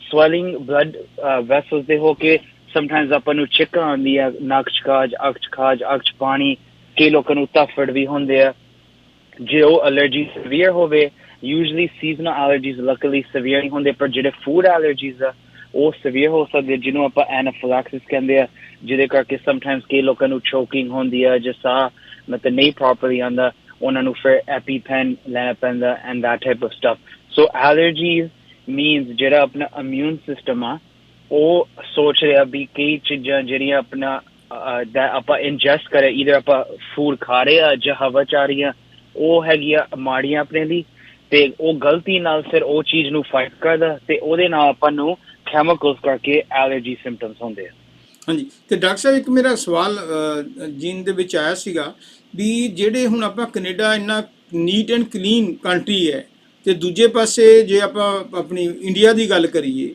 ਤੇ ਉੱਥੇ ਜਿਹੜੇ ਲੋਕ ਨੇ ਉਸੇ ਤਰ੍ਹਾਂ ਹੀ ਪਾਣੀ ਵੀ ਸਾਫ਼ ਨਹੀਂ ਹੁੰਦਾ ਤੇ ਮੱਖੀਆਂ ਮੱਛਰ ਵੀ ਪੂਰੇ ਹੁੰਦੇ ਨੇ ਦੱਬ ਕੇ ਤੇ ਉਸੇ ਤਰ੍ਹਾਂ ਹੀ ਉਹ ਖਾਈ ਪੀ ਜਾਂਦੇ ਨੇ ਮੂਲੀਆਂ ਮਾਲੀਆਂ ਕੱਚੇ ਨਾਲ ਪੂੰਝ ਕੇ ਹੀ ਖਾ ਲੈਂਦੇ ਨੇ ਕਦੇ ਧੋਤੀਆਂ ਨਹੀਂ ਤੇ ਕੁਛ ਨਹੀਂ ਕੀਤੀਆਂ ਹੁੰਦੀਆਂ ਸੋ ਉੱਥੇ ਉਹਨਾਂ ਨੂੰ ਤਾਂ ਬਿਮਾਰੀ ਹੁੰਦੀ ਨਹੀਂ ਤੇ ਇੱਥੇ ਇੰਨੀ ਸਫਾਈ ਤੋਂ ਬਾਅਦ ਜੀ ਬਿਮਾਰੀ ਹੁੰਦੀ ਹੈ ਇਹਦਾ ਕਾਰਨ ਕੀ ਹੈ Hanji, yeah, good. So this is kind of the next point. So, apne immune system is made up of so many different things. It's the same thing like a military body kal kar diya. A military includes the president. One of the fair next one the jira military the in head for all these generals on there for all the baki soldiers on there. So in our military, in our immune system, there's 4 heads: IgG, IgA, IgM, and IgE. This is very technical. But ik jehda ਉਹਨਾਂ ਦਾ head IgE is responsible for allergies but ਉਹਦਾ ਦੂਜਾ job ਹੈਗਾ fighting parasites are like ਕਈ ਲੋਕੀ ਉਹਨਾਂ ਨੂੰ ਕਹਿੰਦੇ ਜਿੱਦਾਂ ਆਪਣੇ ਕੀੜੀਆਂ ਹੋ ਜਾਂਦੀਆਂ ਜਾਂ worms ਕਈ ਲੋਕੀ ਕਹਿੰਦੇ ਵੀ like ਮੇਰੇ ਬੱਚੇ ਨੂੰ ਭੁੱਖ ਬਹੁਤ ਲੱਗਦੀ ਹੈ ਪਰ ਭਾਰ ਨਹੀਂ ਵੱਧ ਰਿਹਾ maybe ਇਹਦੇ worms ਆ and ਜ਼ਰੂਰ ਅਸੀਂ ਫਿਰ ਕਈ ਵਾਰੀ ਦਵਾਈ ਦਿੰਦੇ ਹਾਂ parasite ਦੀ so interestingly ਜਿਹੜੇ same ਆਪਣਾ immune system ਦਾ part allergies ਬਣਾਉਂਦਾ ਉਹੀ parasites ਨੂੰ fight ਕਰਦਾ And there is a theory, and I agree with that theory because to me it makes sense, is jede countries in which parasites jada hunde hai. For example, non-developed countries, for example, India, Pakistan, less, you can say less clean. Matlab still clean hai. Dani na kare wo countries clean nahi, but they're not as clean as Canada and America. Othe allergies cut hunde hai. Kyon? Because ona da jada immune system IgE, he's more focused on fighting parasites. So then he doesn't have time to fight allergies. So even though it's good to be clean, but it's maybe not good to be too clean. Because jede loki too clean ਉਹਨਾਂ ਨੂੰ it's most likely that they will have allergies. It's not the only reason. ਆਪਾਂ ਇਦਾਂ ਨਹੀਂ ਕਹਿ ਸਕਦੇ ਜੇ ਤੁਸੀਂ clean ਆ ਤੁਹਾਨੂੰ allergies ਹੋਣਗੇ ਜੇ ਤੁਸੀਂ ਕੈਨੇਡਾ ਚ born ਆ ਤੁਹਾਨੂੰ allergies ਹੋਣਗੇ but definitely ਆਪਾਂ ਇੱਕ ਚੀਜ਼ 100% objectively ਕਹਿ ਸਕਦੇ ਆ ਵੀ ਜਿਹੜੇ cleaner countries ਆ ਉਹਨਾਂ ਦੇ ਵਿੱਚ allergies ਜ਼ਿਆਦਾ ਹੁੰਦੇ ਆ because ਜਿੱਥੇ parasites ਹੈਗੇ ਆ some countries ਉੱਥੇ immune system usually does not cause allergies. So what's the solution? It doesn't mean you should move to India or a different country and have your baby there, although that's not a bad idea. It's that, you know, sometimes being too excessively clean, even each badhiya hagi, and plus, you know, jinna nu babies hon wale ja maybe they're thinking of having babies, maybe ਉਹਨਾਂ ਕੋ allergies ਵੀ ਆ ਜਾਂ ਉਹਨਾਂ ਦੇ family history ਚ allergies ਆ ਉਹ ਕਹਿੰਦੇ ਵੀ ਅਸੀਂ ਕੀ ਕਰੀਏ reducing our risk we baby ਨੂੰ allergy ਨਾ ਹੋਵੇ. There's 2 things that are proven to help. One is breastfeeding. ਜਿਹੜਾ breastfeeding of all the studies and everything, they show that jede babies breastfed, they have less risk of food and other allergies. Doesn't mean that if your baby is breastfed, onu allergy nahi ho sakdi, still ho sakdi, but risk cut jana. Just like a vaccine dene, doesn't mean apanu bimari nahi ho sakdi, but oda risk cut jana.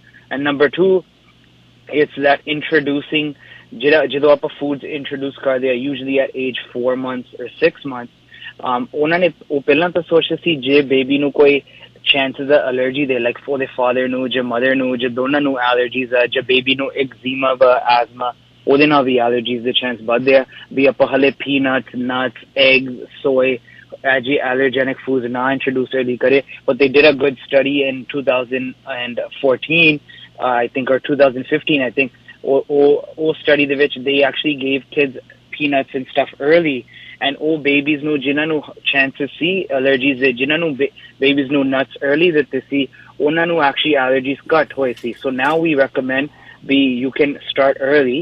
Doesn't mean ਬਹੁਤ ਜ਼ਿਆਦਾ ਦੇ ਦਿਓ ਇੱਕਦਮ, because ਜੇ ਉਹਨਾਂ ਨੂੰ ਫਿਰ allergy ਹੋਈ, then they're going to have more severe. But you can give a small amount carefully, maybe in the supervision of a doctor or something like that. To see early je introduce karunge ਉਹਦੇ ਨਾਲ ਵੀ risk ਘੱਟ ਦੀ ਹੈ. So allergies ਘਟਾਉਣ ਲਈ, I'm talking about food allergies, breastfeeding and introducing early, they are shown to be beneficial. ਹਾਂਜੀ doctor ਸਾਹਿਬ, ਇੱਕ ਗੱਲ ਇਹ ਦੇਖਣ ਚਾਹੀਏ ਵੀ ਅੱਜ ਕੱਲ੍ਹ ਬੱਚਿਆਂ ਨੂੰ ਨਾ, ਜਦੋਂ ਅੱਜ ਤੋਂ 25-30 ਸਾਲ ਕਰੀਏ, ਹੋ ਸਕਦਾ ਸਾਨੂੰ ਨਾ ਹੀ ਗਿਆਨ ਹੋਵੇ, ਵੀ ਬੱਚਿਆਂ ਨੂੰ ਫੂਡ ਤੋਂ ਘੱਟ ਐਲਰਜੀ ਹੁੰਦੀ ਸੀ, ਖਾਸ ਕਰਕੇ ਨਟਸ ਤੋਂ, ਪੀਨਟਸ ਤੋਂ। ਪਰ ਹੁਣ ਹਰੇਕ ਸਕੂਲ ਦੇ ਵਿੱਚ, ਹਰੇਕ ਮੁਹੱਲੇ ਦੇ ਵਿੱਚ, ਜਾਂ ਇਹ ਕਹਿ ਲਓ ਵੀ 2-4 ਘਰਾਂ ਨੂੰ ਛੱਡ ਕੇ 2-4 ਘਰਾਂ ਦੇ ਵਿੱਚ ਇੱਕ ਅੱਧੇ ਬੱਚੇ ਨੂੰ ਹੁੰਦੀ ਹੈ।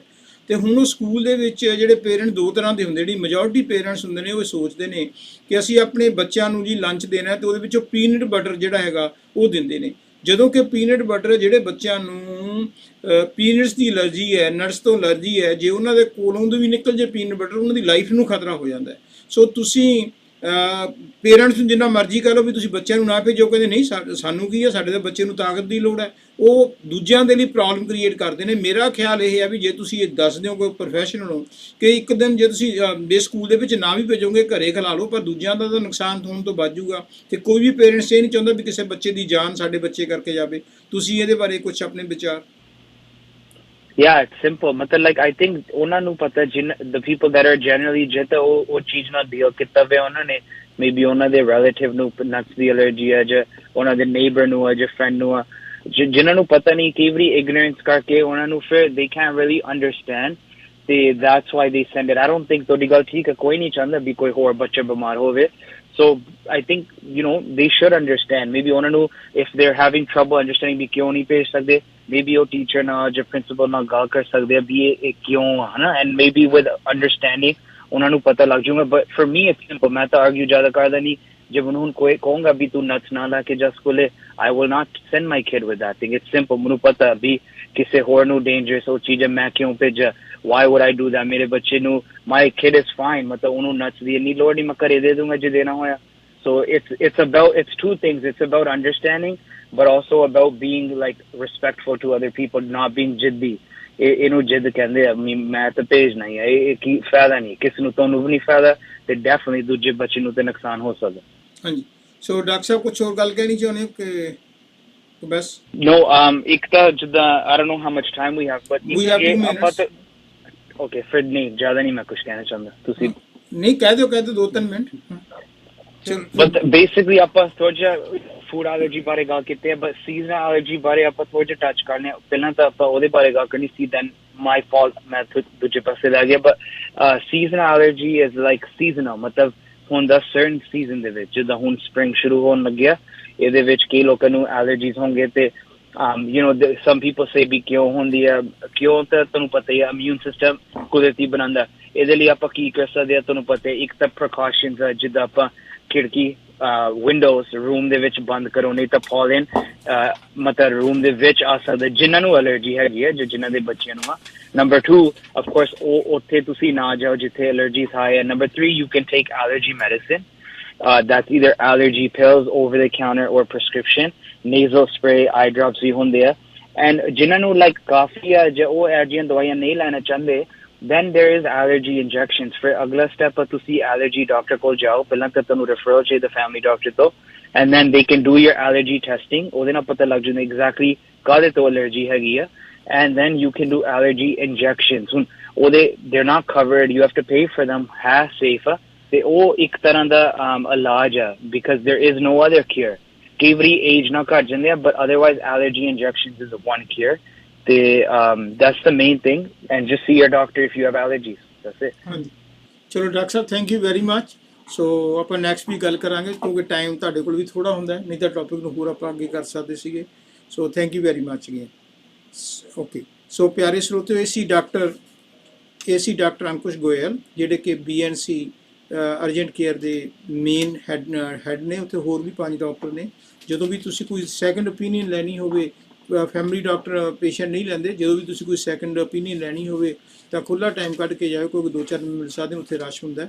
ਸੋ ਪਰ ਇਹਦਾ ਮਤਲਬ ਇਹ ਨਹੀਂ ਕਿ ਤੁਸੀਂ ਜਾਓ ਆਪਣੇ ਡਾਕਟਰ ਫੈਮਿਲੀ ਡਾਕਟਰ ਨੂੰ ਕਰੋ, ਤੁਸੀਂ ਬਲਕਿ ਆਨ ਦੀ ਏਅਰ ਤੁਸੀਂ ਸਵਾਲ ਪੁੱਛ ਸਕਦੇ ਹੋ। ਸੋ ਮੇਰਾ ਖਿਆਲ 'ਚ ਆਪਾਂ ਪ੍ਰੋਗਰਾਮ ਕਰੀਏ ਸਮਾਪਤ। ਤੇ ਅਖੀਰਲਾ ਗਾਣਾ ਕਿਉਂਕਿ ਆਪਣਾ ਈਸਟਰ ਦੇ ਉੱਤੇ ਹੈ, ਸੋ ਉਹ ਗਾਣਾ ਸੁਣ ਲਈਏ, ਇਹਦੇ ਨਾਲ ਮੇਰਾ ਟਾਈਮ ਵੀ ਖਤਮ ਹੋ ਜਾਊਗਾ, ਅਤੇ ਜਦੋਂ ਹੀ ਗਾਣਾ ਖਤਮ ਹੋਊਗਾ ਤੇ ਨਾਲ ਹੀ ਪ੍ਰੋਗਰਾਮ। ਜੇ ਕੋਈ ਵੱਧ ਘੱਟ ਗਿਆ ਹੋਵੇ, ਸੌਰੀ ਫਾਰ ਦੈਟ। ਮੈਂ ਬਾਈਬਲ ਦੇ ਵਿੱਚੋਂ ਕੋਟੇਸ਼ਨਸ ਲੈ ਕੇ ਤੁਹਾਡੇ ਨਾਲ ਗੱਲਬਾਤ ਕੀਤੀਆਂ ਸੀ, ਜਿੰਨੀ ਕਿ ਮੈਂ ਸਟੱਡੀ ਕੀਤਾ, ਅਤੇ ਉਸ ਹਿਸਾਬ ਦੇ ਨਾਲ ਮੈਂ ਈਸਟਰ ਅਤੇ ਗੁੱਡ ਫਰਾਈਡੇ ਉੱਤੇ ਗੱਲ ਕੀਤੀ ਹੈ। Thank you very much. ਸੁਣੋ ਗਾਣਾ ਈਸਟਰ ਦੇ ਉੱਪਰ।